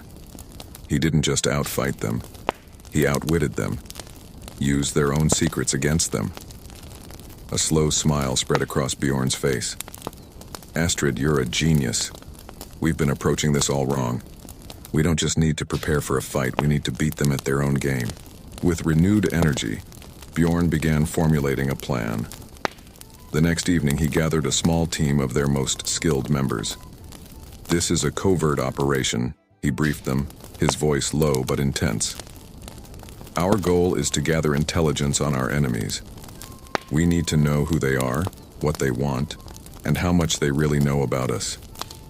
The team nodded, their faces a mixture of excitement and apprehension. Bjorn continued, outlining the plan he had developed based on the ancient saga's wisdom. As night fell, the team moved out. The air hummed with energy as Bjorn led them through the shadowy streets of New York. They used every trick at their disposal, blending modern surveillance techniques with the stealth skills passed down through generations of Vikings. Hours passed as they pieced together fragments of information. A overheard conversation here, a glimpsed document there. Slowly, a picture began to emerge of their mysterious adversaries. As dawn approached, Bjorn called for the team to regroup at a predetermined safe house. His heart raced with anticipation of what they had uncovered. The team gathered in the small apartment, their faces flush with the thrill of success. Bjorn looked around at them, pride swelling in his chest. "Report," he commanded. One by one, they shared their findings. The enemy was indeed a rival faction, but not one rooted in Viking tradition. Instead, they seemed to be a group obsessed with uncovering and exploiting the secrets of ancient cultures. As the last team member finished their report, a chill ran down Bjorn's spine. Something wasn't right. The information they had gathered was too perfect, too convenient. "Wait," he said, his mind racing. "How did they know where to look for us? How did they get so close without us noticing earlier?" A heavy silence fell over the room as the implications sank in. Eric was the first to voice what they were all thinking. "There must be a traitor among us." The words hung in the air, devastating in their simplicity, Bjorn felt as if the ground had dropped out from beneath him. He looked around at the faces of his team, people he had trusted with his life. Now he realized with a sickening lurch, one of them might be the very threat they were fighting against. Jarl. Astrid's voice was hesitant. What do we do? Bjorn took a deep breath, trying to center himself as his world tilted on its axis. Everything he thought he knew was now in question. The bonds of trust and loyalty that had been the foundation of their society for generations were suddenly fragile as spun glass. We tell no one of what we've learned here, he said finally, his voice low and intense. Not yet. We need to be smart about this. Whoever the traitor is, they've managed to hide among us for who knows how long. We can't risk tipping them off. The team nodded, their faces a mixture of determination and unease. Bjorn looked at each of them in turn, searching for any sign of deceit, any flicker of disloyalty. But he saw only the same confusion and hurt he felt reflected back at him. As they dispersed, slipping back into the awakening city, Bjorn felt the weight of leadership more heavily than ever before. He had rallied his people to face an external threat, but now the danger lurked within their own ranks. Walking the streets as the sun rose, Bjorn's mind raced with questions and doubts. Who could the traitor be? How long had they been feeding information to their enemies? And most pressingly, how could he root them out without destroying the very society he had sworn to protect?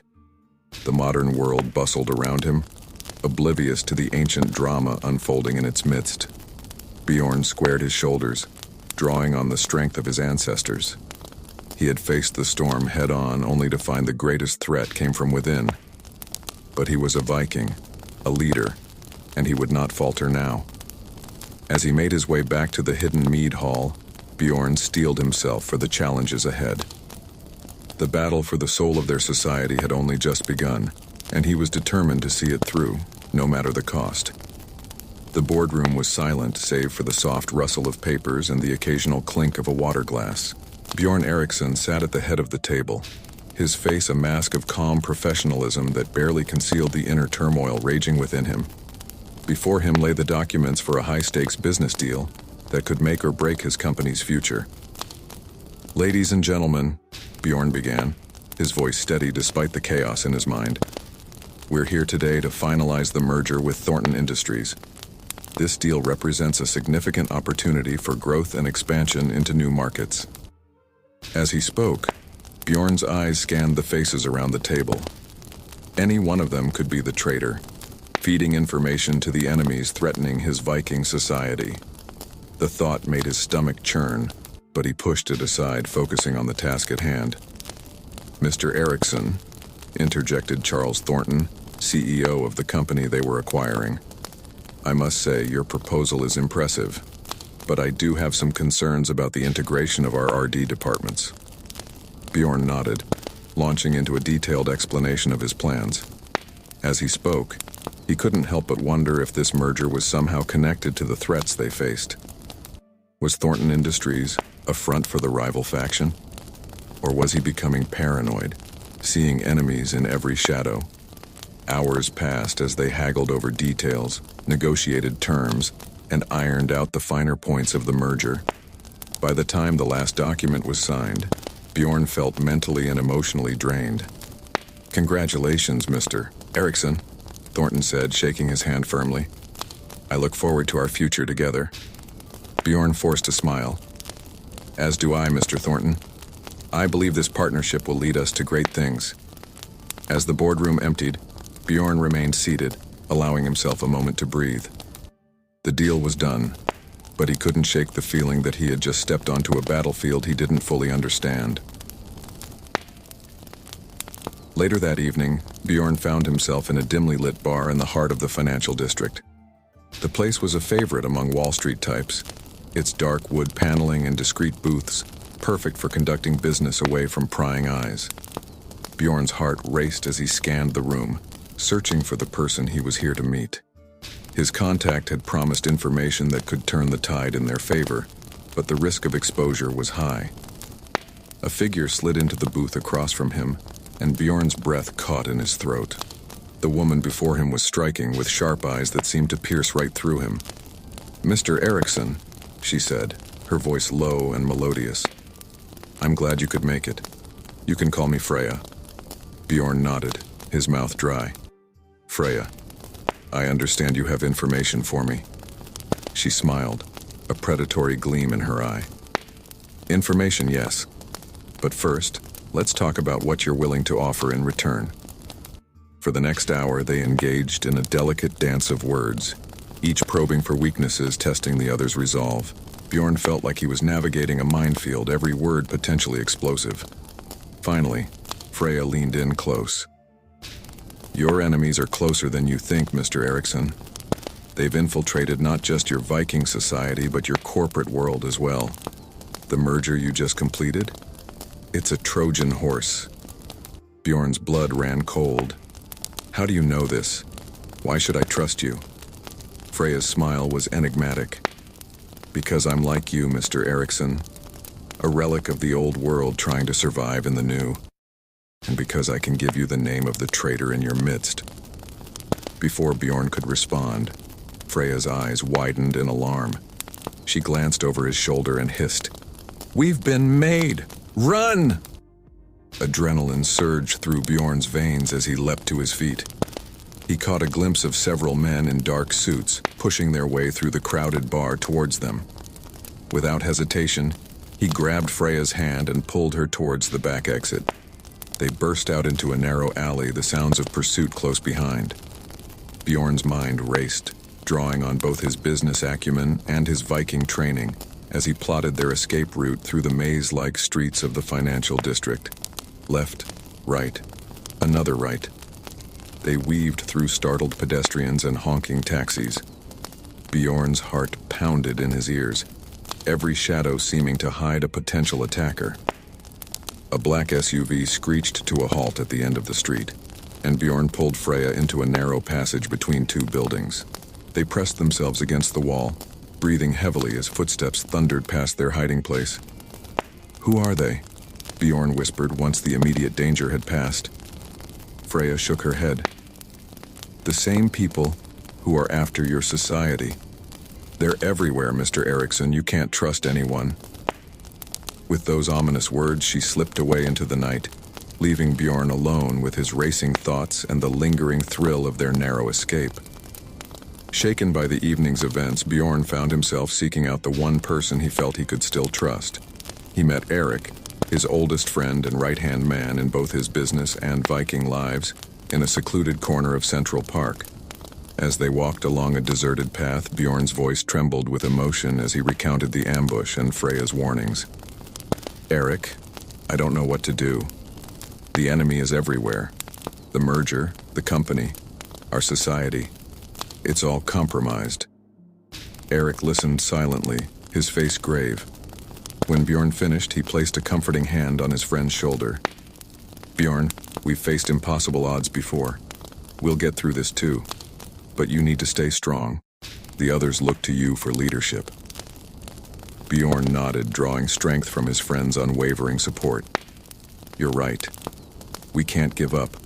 But Eric, if what Freya said is true, if there really is a traitor among us, then we'll root them out." Eric finished firmly. "Together, like we've always done." As they parted ways, Bjorn felt a small measure of peace. Whatever challenges lay ahead, he wasn't facing them alone. Back in his penthouse apartment, Bjorn was about to turn in for the night when his phone buzzed with a message. The number was unknown, the content cryptic. "The answer lies where the wolf meets the world serpent. Midnight tomorrow. Come alone." Bjorn's brow furrowed as he puzzled over the message. The wolf and the world serpent, figures from Norse mythology. But what did they have to do with his current situation? Suddenly, it hit him. There was a mural in an abandoned subway station, one that the Viking society sometimes used for meetings. It depicted scenes from Norse legends, including Fenrir the wolf and Jörmungandr the world serpent. Heart pounding with anticipation, Bjorn made his way to the station the following night. As he descended the graffiti-covered stairs, The beam of his flashlight danced across the walls, bringing the ancient stories to life in the modern urban decay. He approached the mural, eyes scanning for any sign of what he was meant to find. There, at the point where the painted wolf's snout touched the coils of the serpent, he noticed a small crevice. Reaching in, his fingers closed around a USB drive. With trembling hands, Bjorn plugged the drive into his phone. As he scrolled through the files, his eyes widened in shock. Financial records, surveillance photos, detailed plans, it was all here. The full scope of the conspiracy against them laid bare. But it was the last file that made his blood run cold. A list of names, members of both his company and the Viking Society who were working for the enemy. And at the very top of the list, a name he knew all too well. Bjorn staggered back, his mind reeling from the implications of what he'd just discovered. Everything he thought he knew had just been turned upside down. The traitor wasn't just close. They were at the very heart of everything he'd built. As he stood there in the abandoned station, surrounded by the painted echoes of his heritage, Bjorn realized that the real battle was just beginning. The lines between his corporate world and his Viking life had blurred beyond recognition. To save everything he held dear, he would have to wage a war on both fronts, and the first strike would have to come soon. With a deep breath, Bjorn steeled himself for what was to come. He was a Viking, a warrior, a leader. The full moon hung low in the sky, casting an ethereal glow over the secluded clearing. Bjorn stood at the center of a circle of his fellow Vikings, his heart pounding with anticipation. Tonight was the night of the blot, an ancient ceremony of sacrifice and renewal that had been passed down through generations. As the ceremony began, Bjorn felt his soul soar. The rhythmic chanting, the scent of burning herbs, the weight of tradition.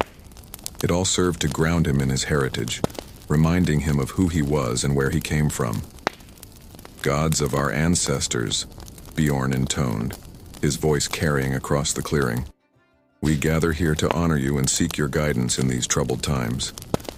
He raised the ceremonial horn, filled with mead brewed according to ancient recipes. As he drank and passed it to the others, Bjorn felt a connection to his forebears, a line stretching back through time to the fjords and longships of old. The ceremony continued, each ritual step reconnecting Bjorn with the core of his being. As the final notes of the ancient songs faded into the night, he looked around at his people, seeing the same sense of renewal and purpose reflected in their eyes. Remember this moment, Bjorn addressed them, his voice thick with emotion. In the days to come, when we face our greatest challenges, remember who we are and where we come from. We are Vikings, and we will prevail. As dawn broke the next morning, Bjorn led a group of his warriors to a secluded area in the heart of Central Park. To casual observers, they might have looked like an early morning fitness group. But the training that was about to take place was far from ordinary. Today we hone our bodies and our skills, Bjorn announced, stripping off his shirt to reveal the runic tattoos that marked him as a leader. We train as our ancestors did, preparing for the battles to come. For hours, they pushed themselves to the limit. Bjorn's muscles strained as he demonstrated techniques passed down through generations. They practiced with wooden replicas of ancient weapons, their movements a deadly dance choreographed by history. Astrid, watch your footwork, Bjorn called out, circling two sparring warriors. Eric, good feint, but don't telegraph your next move. As the sun climbed higher, their training intensified. They ran, they wrestled, they fought with sword and axe and shield. Bjorn felt alive, his body singing with the exertion, his mind clear and focused. As they took a brief break, gulping water and catching their breath, Eric approached Bjorn. The old ways are good, Jarl, he said, wiping sweat from his brow. But will they be enough against our modern enemies? Bjorn nodded, having grappled with this very question. You're right, my friend. We need to blend the old with the new. Come, I have an idea to discuss. Later that day, in a high-tech office hidden within Bjorn's corporate headquarters, his mind whirred with possibilities as he outlined his plan to a select group of tech-savvy Vikings. Our strength has always been in adapting, Bjorn explained, pacing before a large screen displaying complex diagrams. We took the best of each new land we encountered, made it our own. Now we must do the same with technology. He pulled up schematics for a new security system, a blend of cutting-edge tech and ancient runic symbols. We'll use blockchain to secure our most sensitive information, encoding it with ciphers based on Norse mythology. Quantum encryption, protected by passwords in Old Norse. The team leaned in, their eyes alight with excitement as Bjorn continued. We'll develop an AI system to monitor for threats, but we'll train it on our sagas and legends, teaching it to think like a Viking.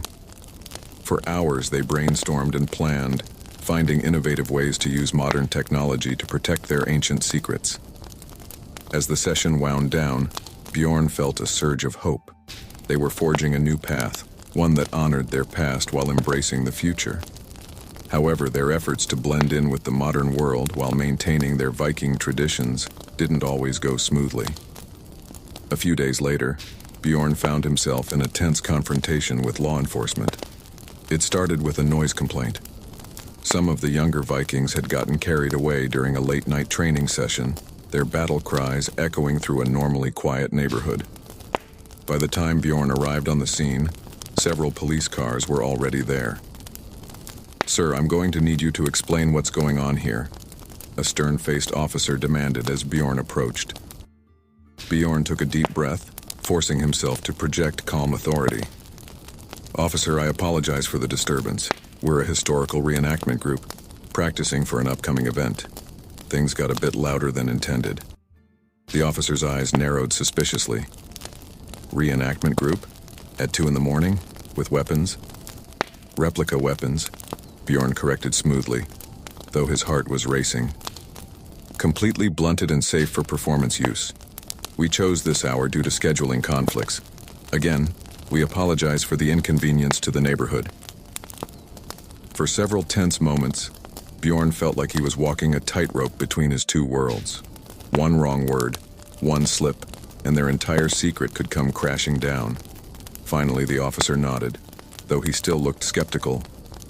"All right, but this can't happen again. Next time, rent a proper venue for your reenactments." As the police left and Bjorn ushered his people away, he couldn't shake the feeling that they'd had a narrow escape. The line between their Viking life and the modern world was becoming increasingly blurred and dangerous. But nothing could have prepared Bjorn for the tragedy that was about to unfold. The next evening, he received an urgent call from Eric. "Jarl, come quickly." Eric's voice was tight with barely controlled emotion. "It's Astrid. There's been an accident." Bjorn's world seemed to tilt on its axis as he rushed to the hospital. Astrid, one of their most skilled warriors and a dear friend, had been involved in a car crash. But as Bjorn burst into the emergency room, he knew instantly that this was no accident. Eric stood there, his face pale and drawn. "They ran her off the road, Bjorn. Witnesses saw a black SUV force her to crash, then speed away." Bjorn's legs felt weak as he approached the bed where Astrid lay, her body bruised and broken, machines beeping ominously around her. "Astrid," he whispered, taking her hand gently. Her eyes fluttered open, focusing on him with difficulty. "Jarl," she managed, her voice barely audible. They're closing in. We must..." But whatever warning she was trying to give was lost as her eyes closed and the machines began to wail. Doctors and nurses rushed in, pushing Bjorn aside as they fought to save her life. Hours later, Bjorn sat in the waiting room, his head in his hands. Eric placed a comforting hand on his shoulder, but no words were exchanged. They both knew the truth. Astrid's injuries were severe, and her survival was far from certain. As dawn broke, casting long shadows through the hospital windows, Bjorn's world lay shattered around him. Astrid, a valued warrior and beloved friend, had become collateral damage in a conflict that was spiraling out of control. The weight of leadership had never felt heavier. Bjorn knew that every decision he made from this point on would carry life or death consequences. The enemy had struck a devastating blow, and the time for half measures was over. As he stood to leave, Bjorn's face was set in grim determination. He turned to Eric, his voice low and intense. "Gather the others. It's time we took the fight to them." The somber atmosphere of the underground mead hall was thick with tension as Bjorn stood before his assembled warriors. The flickering torchlight cast long shadows across his face, accentuating the mix of grief and rage that warred within him. Astrid's condition remained critical, her life hanging by a thread in the hospital above. Bjorn's voice, low and charged with emotion, carried across the silent hall. "Brothers and sisters, we have been struck a grievous blow. Our enemies have drawn first blood, and it is time we answer in kind." He raised a ceremonial dagger, its blade glinting in the firelight. Without hesitation, Bjorn drew the sharp edge across his palm, letting his blood drip into a wooden bowl before him. "I, Bjorn Eriksson, swear by the old gods and the new, by the blood of my ancestors and the honor of our people, that I will not rest until those who have harmed us are brought to justice. I swear to protect our way of life, our traditions, and our future, no matter the cost." His eyes blazed as he looked out at his people. "Who stands with me?" One by one, the Vikings stepped forward, each adding their blood to the bowl and echoing Bjorn's oath. As the last drop fell, Bjorn raised the bowl high. "Let this blood oath bind us in our quest for vengeance and justice. May the gods witness our resolve and guide our hands."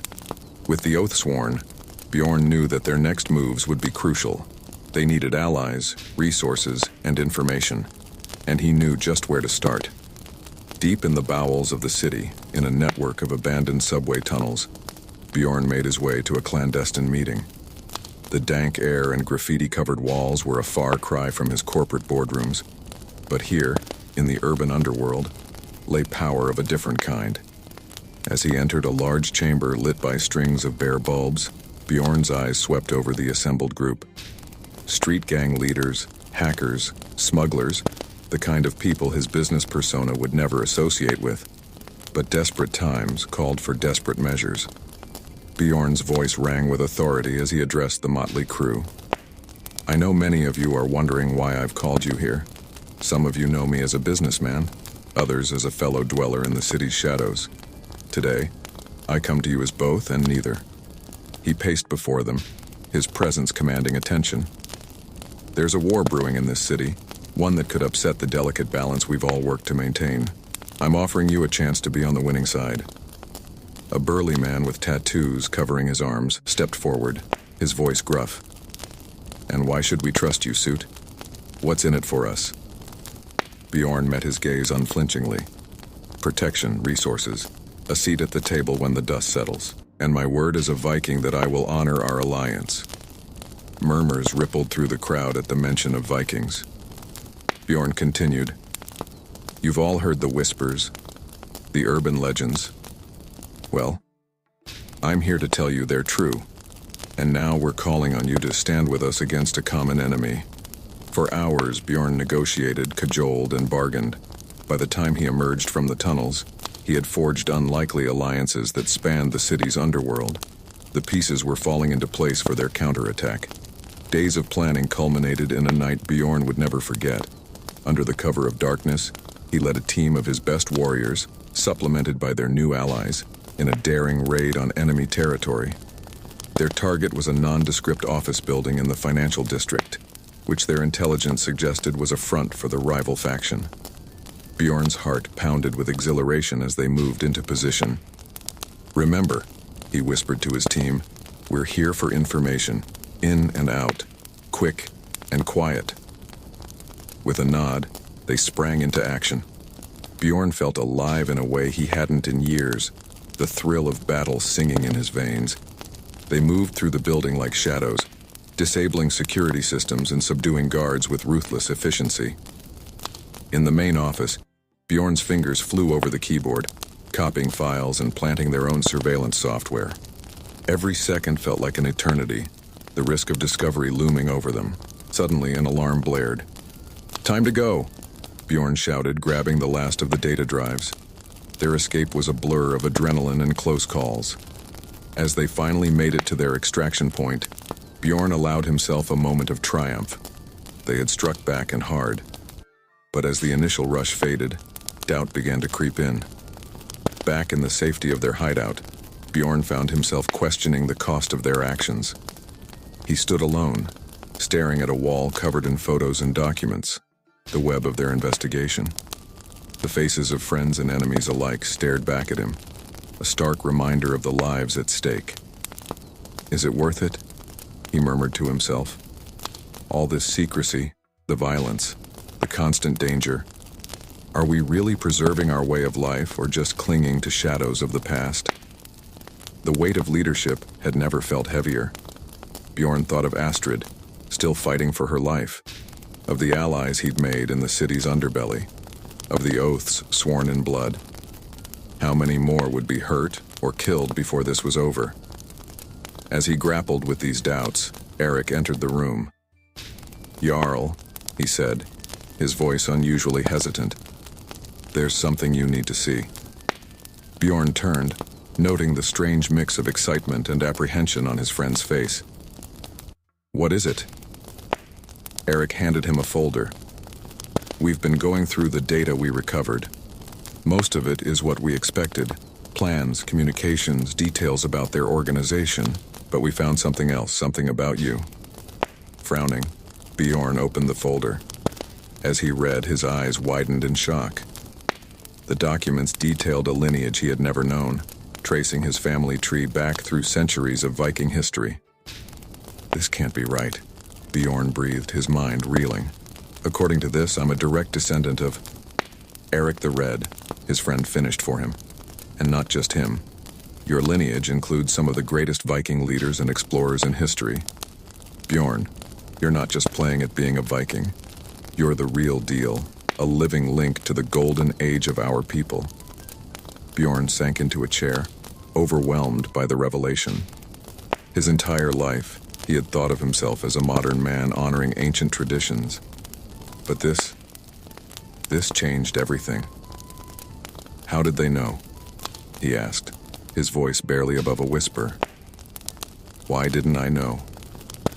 Eric shook his head. "We're still piecing that together. But it seems your parents went to great lengths to hide this information.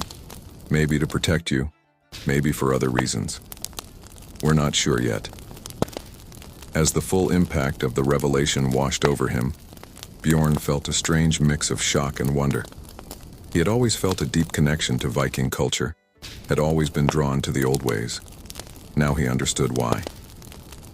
Standing slowly, Bjorn walked to a nearby window, looking out at the city skyline. The modern world stretched before him, but now he saw it through new eyes. He was a bridge between past and present, a living embodiment of Viking legacy. The doubt that had plagued him moments ago began to fade, replaced by a renewed sense of purpose. This wasn't just about preserving a way of life. It was about honoring a birthright, about living up to a legacy that stretched back over 1,000 years. Turning back to Eric, Bjorn's face was set with determination. "We have work to do," he said, his voice steady and sure. "Our enemies thought they could use this information against me, but they've only made me stronger. It's time to show them what a true Viking can do." As Eric nodded and left to gather the others, Bjorn took one last look at the documents that had changed everything. The path ahead was still fraught with danger, but now he walked it not just as a leader of a secret society, but as the heir to a proud and ancient lineage. The modern world had no idea what was coming.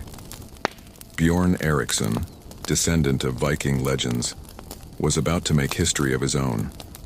The damp earth clung to Sarah's boots as she carefully made her way through the ancient burial mound. Her heart raced with anticipation, the thrill of discovery pulsing through her veins. This site, hidden away in the Norwegian countryside, had been undisturbed for centuries.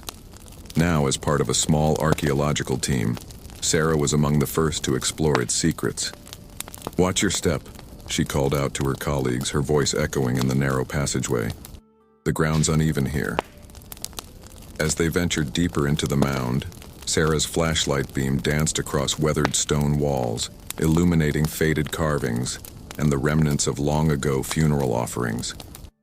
But it was what lay at the heart of the mound that made her breath catch in her throat.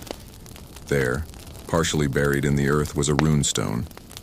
Its surface was covered in intricate carvings, the runes still sharp despite the passage of time. Sarah knelt beside it, her fingers hovering just above the stone's surface. "Professor Hansen," she called out, unable to keep the excitement from her voice. "I think we've found something significant." The team gathered around, murmuring in awe as they examined the runestone. But even as her colleagues discussed carbon dating and preservation techniques, Sarah found herself transfixed by the runes themselves. There was something about them, something that called to her on a level she couldn't quite explain. As they carefully excavated the runestone and prepared it for transport, Sarah couldn't shake the feeling that this discovery was more than just a professional coup. It felt personal, as if the stone had been waiting for her specifically. In the days that followed, Sarah became consumed with deciphering the runes. She spent hours in the research lab, poring over reference books and consulting with linguistic experts. Even when she closed her eyes at night, the shapes of the runes danced behind her eyelids. "You need to take a break," Ingrid, her research partner, said one evening, concern evident in her voice. "You've been at this for days without rest." Sarah looked up from her notes, blinking as if coming out of a trance. "I can't, Ingrid. Don't you see? These runes, they're important. I can feel it. They're trying to tell us something." Ingrid sighed, pulling up a chair next to Sarah. "I understand your enthusiasm, but you're starting to worry me. What is it about this runestone that's got you so obsessed?" Sarah hesitated, unsure how to explain the pull she felt towards the ancient artifact. It's hard to put into words, but ever since we found it, I've been having these dreams." Her voice trailed off, remembering the vivid visions that had been plaguing her sleep. In her dreams, she saw a vast treasure hoard, glittering gold and precious gems piled high in a hidden cave. And always, there was a voice, whispering in an ancient tongue, urging her to seek, to find. "Dreams?" Ingrid prompted, her brow furrowed with concern. Sarah shook her head, trying to clear it. "It's probably just stress and too much caffeine. But I can't shake the feeling that this runestone is the key to something big, Ingrid. Something that could change everything we know about Viking history." As the days turned into weeks, Sarah's obsession with the runestone only grew. She began to see patterns in the runes that others missed, connections that seemed to point to a larger mystery. But the more certain she became of her theories, the more resistance she met from her colleagues. "Sarah, you're grasping at straws," Ingrid argued one afternoon, frustration evident in her voice. "These patterns you're seeing, they're not supported by any established runic interpretation." Sarah felt her temper flare. "Just because it hasn't been done before doesn't mean it's wrong. Why can't you see what I'm seeing?" Ingrid threw up her hands in exasperation. "Because what you're proposing goes against everything we know about Norse mythology and Viking history. You're talking about a hidden treasure hoard that no one has ever found evidence of existing." "Absence of evidence isn't evidence of absence," Sarah shot back.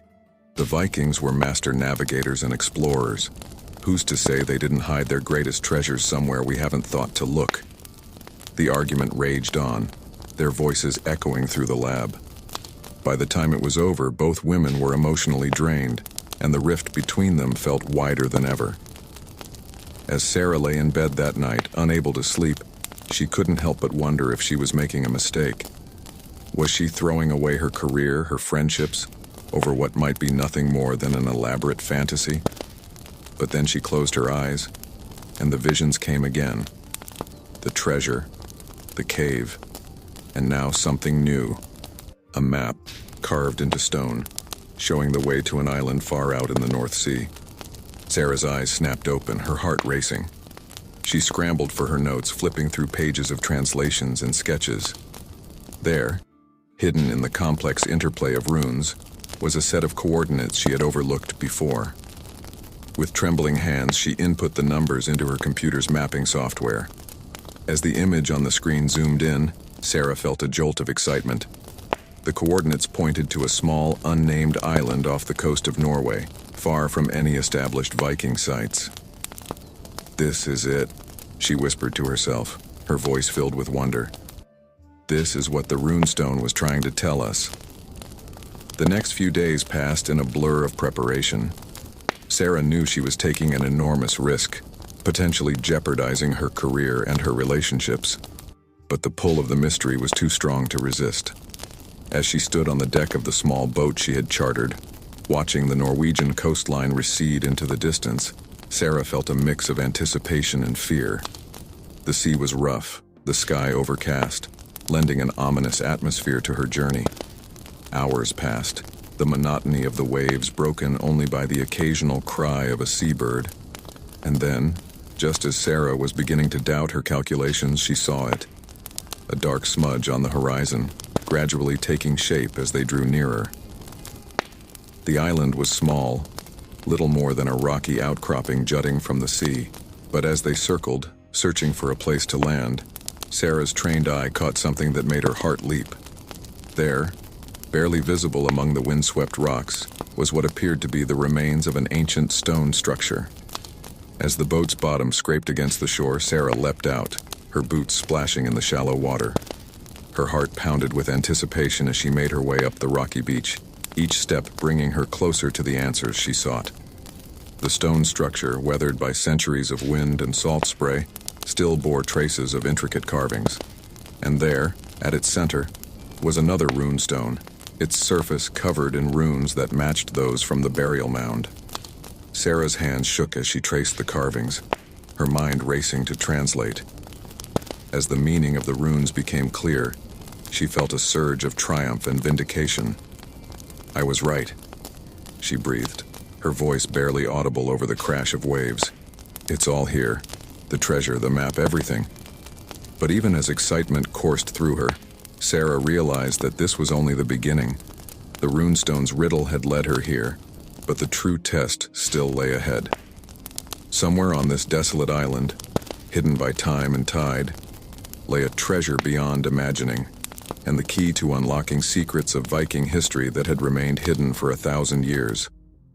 As the wind whipped around her, carrying the taste of salt and adventure, Sarah squared her shoulders. Whatever challenges lay ahead, whatever doubts still lingered, she was ready to face them. The runestone had called to her and she had answered. Now it was time to see where this journey would lead. The sun had barely risen over the New York skyline when the first explosion rocked the financial district. Bjorn, clad in modern tactical gear that barely concealed his Viking armor underneath, raised his hand, signaling his warriors to advance. "For Astrid, for our people," he roared, his voice carrying over the chaos erupting around them. The streets of Manhattan transformed into a battleground as Bjorn led his forces against their enemies. The clash of steel mingled with the wail of sirens and the screams of panicked civilians. Modern weapons mixed with ancient fighting techniques as the two factions engaged in a war that most of New York couldn't comprehend. "Keep the civilians out of harm's way," Bjorn shouted to his lieutenants as they pushed forward. "We're here for our enemies, not innocents." The battle raged block by block, building by building. Bjorn's heart raced with a mix of exhilaration and dread. This was what he had trained for his entire life. Yet the scale of destruction around him was overwhelming. As they approached a fortified position held by their rivals, Bjorn's communicator crackled to life. "Jarl!" Eric's voice came through, tight with urgency. "They've taken hostages at the hospital. It's Astrid and the others who were injured in their attack." Bjorn felt as if he'd been struck by lightning. His mind raced, torn between the momentum of their advance and the urgent need to save his people. "Bjorn, we need to press on," shouted his second-in-command, gesturing toward their primary objective, the enemy's headquarters. For a moment that felt like an eternity, Bjorn stood frozen, the weight of leadership crushing down on him. Then, with a heavy heart, he made his decision. "Lars, take half our forces and continue the assault. Eric, gather a team and meet me at the hospital. We're going to save our people." As Bjorn and his rescue team raced through the chaos-filled streets, his heart broke at the impossible choice he'd been forced to make. He prayed to the old gods that his decision wouldn't cost them everything they'd fought for. Arriving at the hospital, Bjorn found it surrounded by police and SWAT teams. Using a combination of modern hacking techniques and ancient stealth skills, his team infiltrated the building. In the ICU, they found their enemies holding Astrid and the other injured Vikings at gunpoint. Bjorn's blood boiled at the sight of his wounded comrades being used as shields.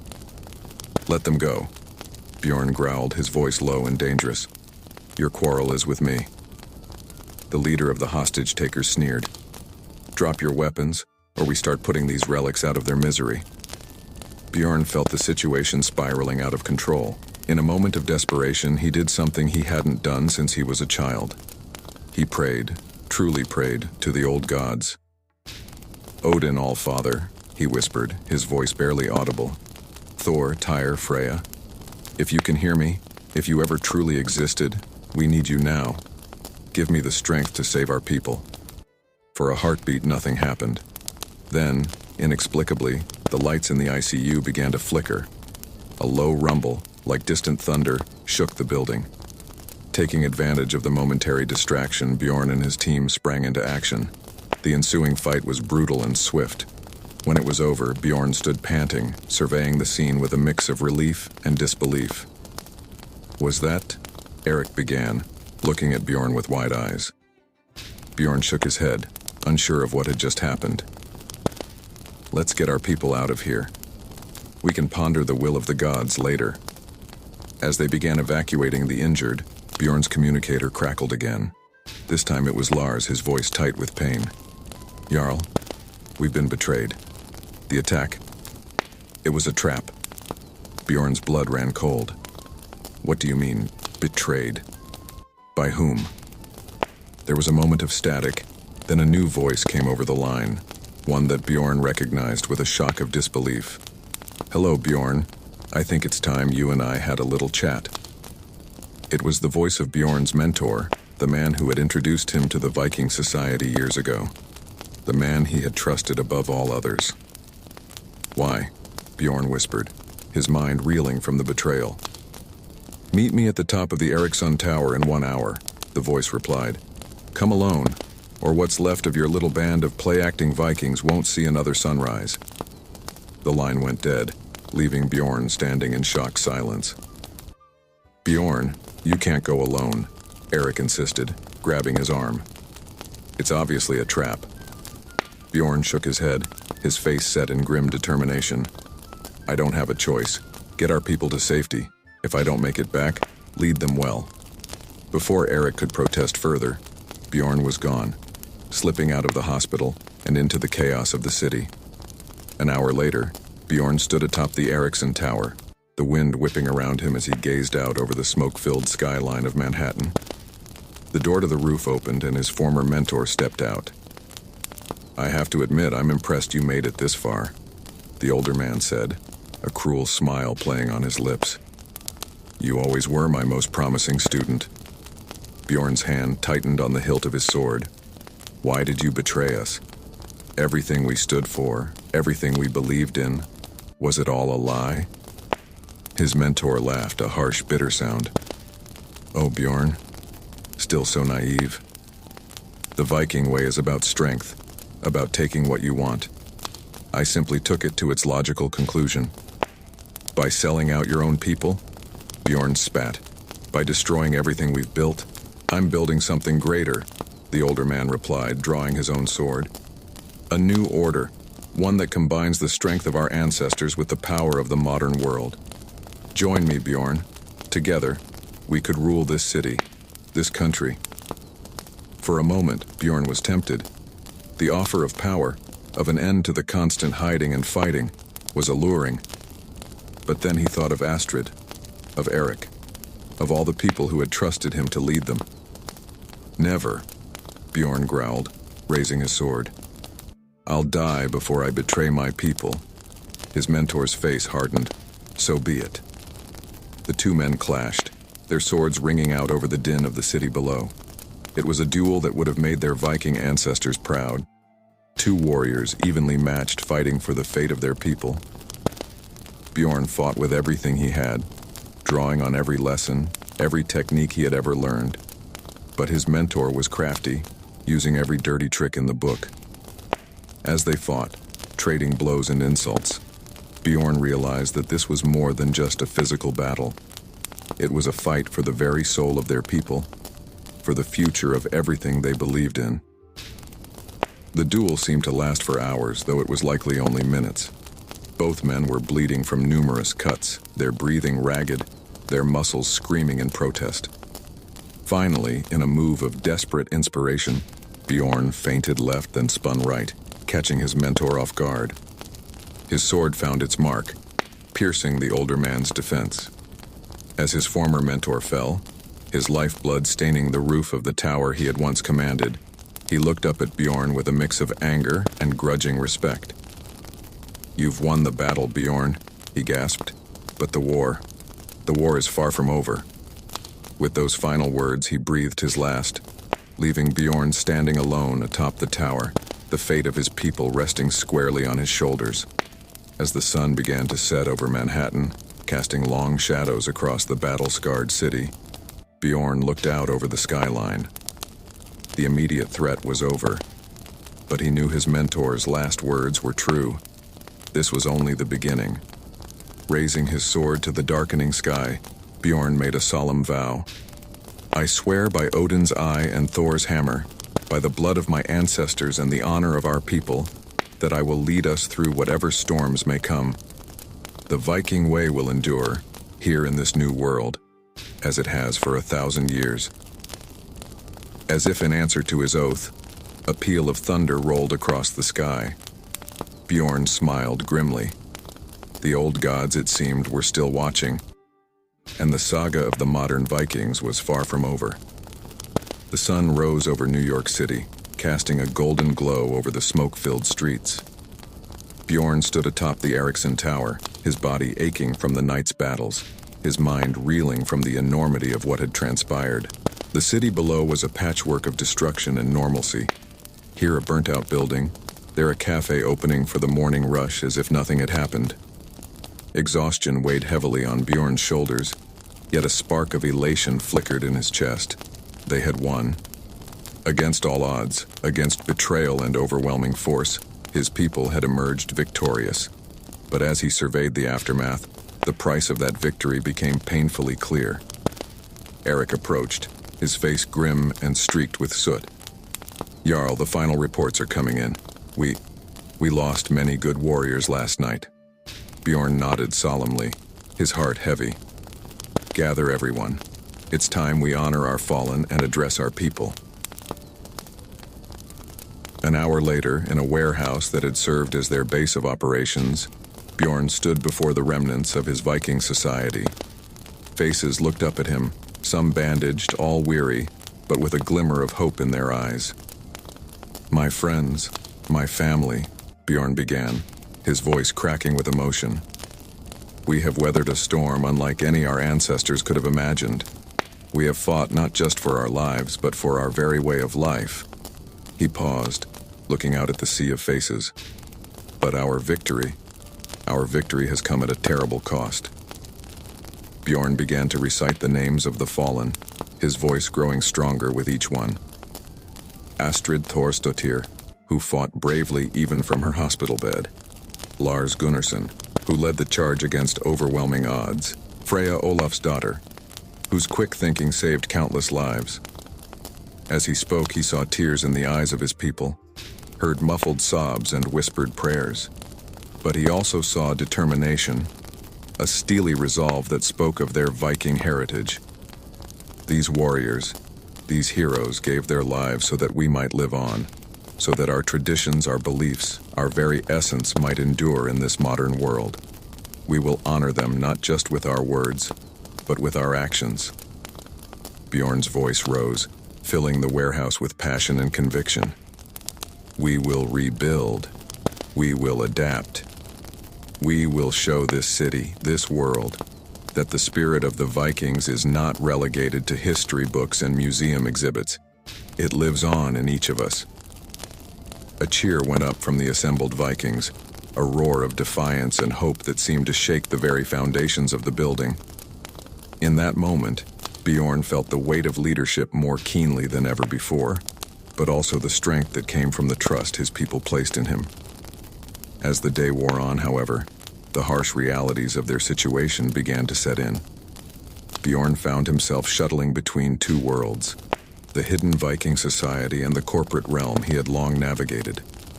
In a sleek boardroom, far removed from the warehouse where his warriors recuperated, Bjorn faced the stern faces of his company's board of directors. "Mr. Eriksson," one of them began, his voice cold, "perhaps you'd like to explain the widespread destruction of company property last night, or the numerous sightings of armed individuals entering and exiting our buildings?" Bjorn took a deep breath, his mind racing to find a plausible explanation that wouldn't reveal the true nature of the night's events. "Gentlemen, I assure you, everything that transpired last night was in the interest of protecting our assets from a hostile takeover attempt." "A hostile takeover?" Another board member scoffed. "That required turning half of Manhattan into a war zone?" For hours, Bjorn fielded questions, made explanations, and tried to mitigate the damage to his corporate empire. By the time he left the boardroom, he felt as if he'd fought another battle entirely. As evening approached, Bjorn found a rare moment of solitude. He stood in his penthouse office, looking out over the city he had nearly torn apart to save. The setting sun painted the sky in hues of orange and purple, a beautiful contrast to the chaos of the previous night. In this quiet moment of reflection, Bjorn allowed himself to imagine a future for his people. He saw Viking traditions blending seamlessly with modern life, ancient wisdom guiding cutting-edge innovations, the strength of their ancestors channeled into building a better world. "We don't have to hide anymore," he murmured to himself. "We can be a bridge between the old world and the new." His reverie was interrupted by a soft knock at the door. "Come in," Bjorn called, turning from the window. To his surprise, it was Ingrid, one of the board members who had been most critical during the earlier meeting. But now, her face bore a different expression, one of curiosity and... was that admiration? "Mr. Eriksson, Bjorn," she began, closing the door behind her. "I think it's time we had an honest conversation about what really happened last night." Bjorn tensed, prepared for another confrontation. But Ingrid's next words caught him completely off guard. "I know about the Viking society," she said quietly. "I know what you've been trying to protect." For a moment, Bjorn was speechless. Then, warily, he asked, "How long have you known?" Ingrid smiled softly. "Longer than you might think. My grandmother used to tell me stories of her ancestors, of a secret society that kept the old ways alive. I never truly believed them until I saw you in action." She took a step closer, her eyes shining with excitement. "Bjorn, what you've built here, it's incredible. The blending of ancient tradition with modern power, it's exactly what this world needs." Bjorn felt a glimmer of hope. Could this be an ally in the corporate world? Someone who understood the importance of what they were fighting for? But Ingrid's next words sent a chill down his spine. "I have a proposal for you," she said, her voice taking on a harder edge, one that could change everything for your people. "We could bring the Viking way into the light, make it a force to be reckoned with in the modern world." "At what cost?" Bjorn asked, sensing there was more to this offer than met the eye. Ingrid's smile turned cold. "Simple. You step down as CEO. You hand control of the company and your little Viking society over to me and my associates. In return, we'll provide the resources and protection to make your people a true power in this city." Bjorn felt as if he'd been struck. The offer was tempting, a chance to bring his people out of the shadows, to secure their future. But the cost... "And if I refuse?" he asked, though he already knew the answer. Ingrid's eyes hardened. "Then by this time tomorrow, every law enforcement agency in the country will know about your secret society. Your people will be hunted, your company will crumble, and everything you fought for will be lost." The weight of the decision pressed down on Bjorn like a physical force. On one side, the chance to secure a future for his people, but at the cost of his leadership and possibly their very identity. On the other, continued secrecy and struggle, but with the freedom to shape their own destiny. As the last rays of sunlight faded from the sky, Bjorn faced the most difficult choice of his life. The fate of his people, the legacy of his ancestors, and the future of everything he had built hung in the balance. "I'll need time to consider your offer," he said finally, his voice carefully neutral. Ingrid nodded, moving towards the door. "You have until midnight. Choose wisely, Bjorn Eriksson. The future of your Vikings depends on it." As the door closed behind her, Bjorn turned back to the window, the lights of the city twinkling like stars. The victory they had fought so hard for suddenly felt hollow, the price of that victory higher than he could have imagined. In the reflection of the glass, Bjorn saw not just himself, but the faces of all those who had fought and died for their cause. He saw the hopes and dreams of his people, the weight of centuries of tradition. With a heavy heart, he reached for his phone. There were calls to make, plans to set in motion. Whatever decision he made, Bjorn knew that the coming hours would shape the future of his people for generations to come. The night stretched out before him, full of possibility and peril. And somewhere in the city below, the spirit of the Vikings waited to see what the new day would bring. The sound of hammers and saws filled the air as Bjorn walked through the construction site. What had once been an abandoned warehouse district was now bustling with activity, transforming into a hidden haven for his people. Bjorn's heart swelled with pride as he watched his fellow Vikings working side by side, rebuilding their community with their own hands. "Eric?" Bjorn called out, spotting his right-hand man overseeing a group erecting a wooden structure. "How's progress on the mead hall?" Eric wiped sweat from his brow and grinned. "On schedule, Jarl. We should be ready for the first feast by the next full moon." Bjorn nodded approvingly, his eyes taking in the details of the construction. Modern materials blended seamlessly with traditional Norse designs, creating a space that honored their heritage while embracing the present. "And the training grounds?" Bjorn asked, gesturing to an area where several warriors were sparring with a mix of ancient and modern weapons. "Astrid's overseeing that personally," Eric replied. "She says if we're going to survive in this world, we need to be as comfortable with tasers as we are with axes." The mention of Astrid brought a smile to Bjorn's face. Her recovery had been nothing short of miraculous, and her determination to get back to training had inspired them all. As Bjorn continued his tour of the rebuilding efforts, he felt a sense of accomplishment wash over him. They had faced betrayal, battle, and the threat of exposure. Yet here they were, not just surviving, but thriving. "Jarl!" a young voice called out. Bjorn turned to see Freya, one of their newest and most promising recruits. "We've finished the rune carving on the entrance. Would you like to see?" Bjorn followed her to the main gate of their compound. There, etched into steel and stone, were ancient runes alongside modern security systems. It was a perfect representation of what they were building, a bridge between two worlds. "It's perfect," Bjorn said, his voice thick with emotion. "Our ancestors would be proud." As the sun began to set, Bjorn reluctantly left the construction site. It was time to don his other mantle, that of a corporate leader. In his sleek office high above the city, Bjorn straightened his tie and prepared for a video conference with international investors. The skills he had honed leading his Viking clan now served him well in the cutthroat world of business. "Gentlemen," Bjorn began, his voice confident and commanding, "I appreciate your concerns about the recent disruptions in our operations. However, I assure you that Eriksson Enterprises is not just stable, but poised for unprecedented growth." As he deftly fielded questions and presented his vision for the company's future, Bjorn felt a sense of purpose he had never experienced before in his corporate life.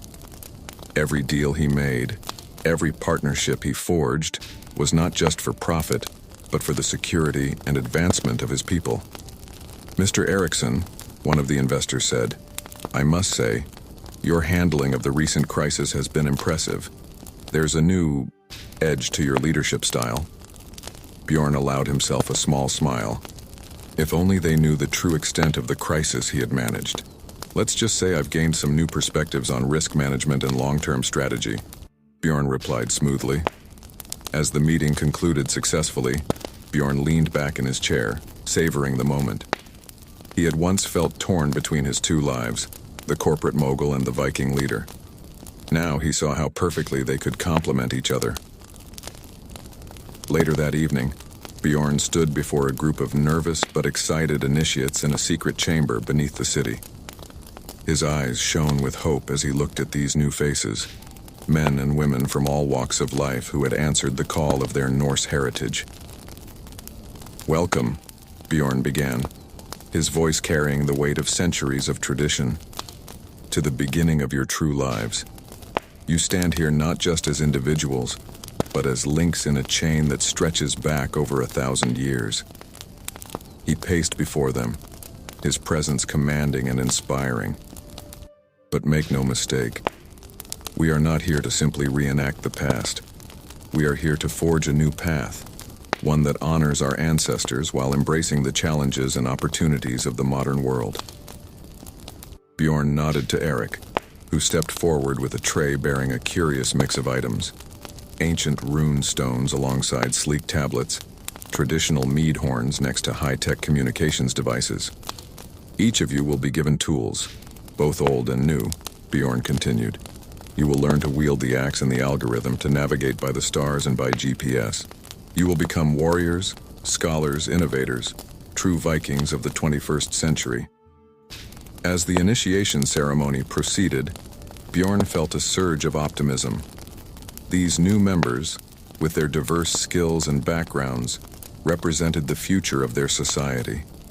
They were the proof that the Viking way could not only survive but thrive in the modern world. The ceremony was interrupted by the sudden appearance of Astrid, her face grave.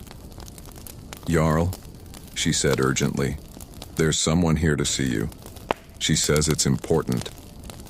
Intrigued and slightly concerned, Bjorn followed Astrid to a private chamber.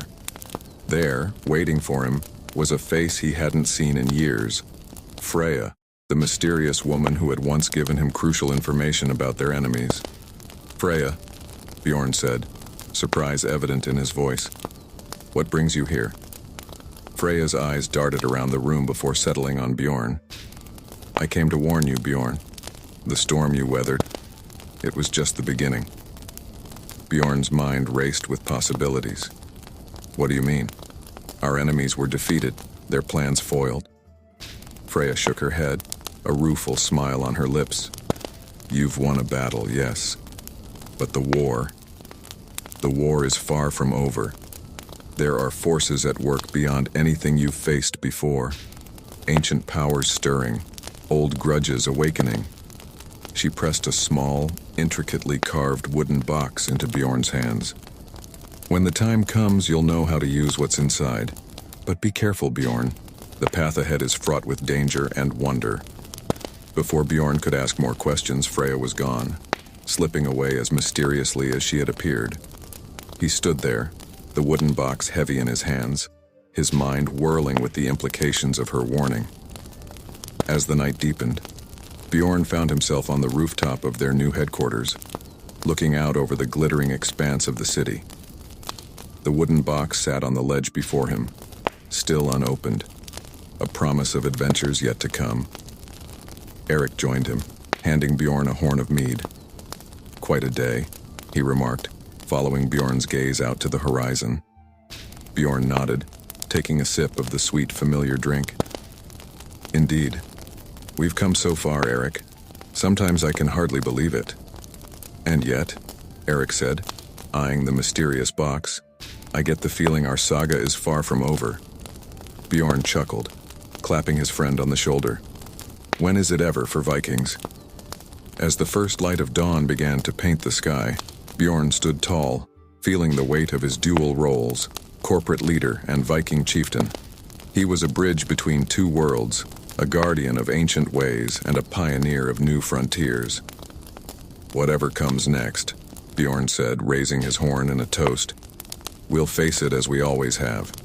Together, with honor, courage, and the wisdom of our ancestors. Eric raised his own horn, the gesture echoed by other Vikings who had joined them on the rooftop. As the sun rose over the city, casting long shadows and promising a new day filled with challenges and opportunities, Bjorn felt a surge of excitement. The saga of the modern Vikings was far from over. New adventures beckoned, new battles loomed on the horizon. But Bjorn Eriksson, heir to an ancient legacy and forger of a new destiny, was ready to face whatever came next. As he turned to lead his people into the new day, Bjorn's final thoughts were of the future. A future where the spirit of the Vikings would continue to thrive, adapt, and conquer in a world their ancestors could never have imagined. The saga continued, and Bjorn was ready to write the next chapter.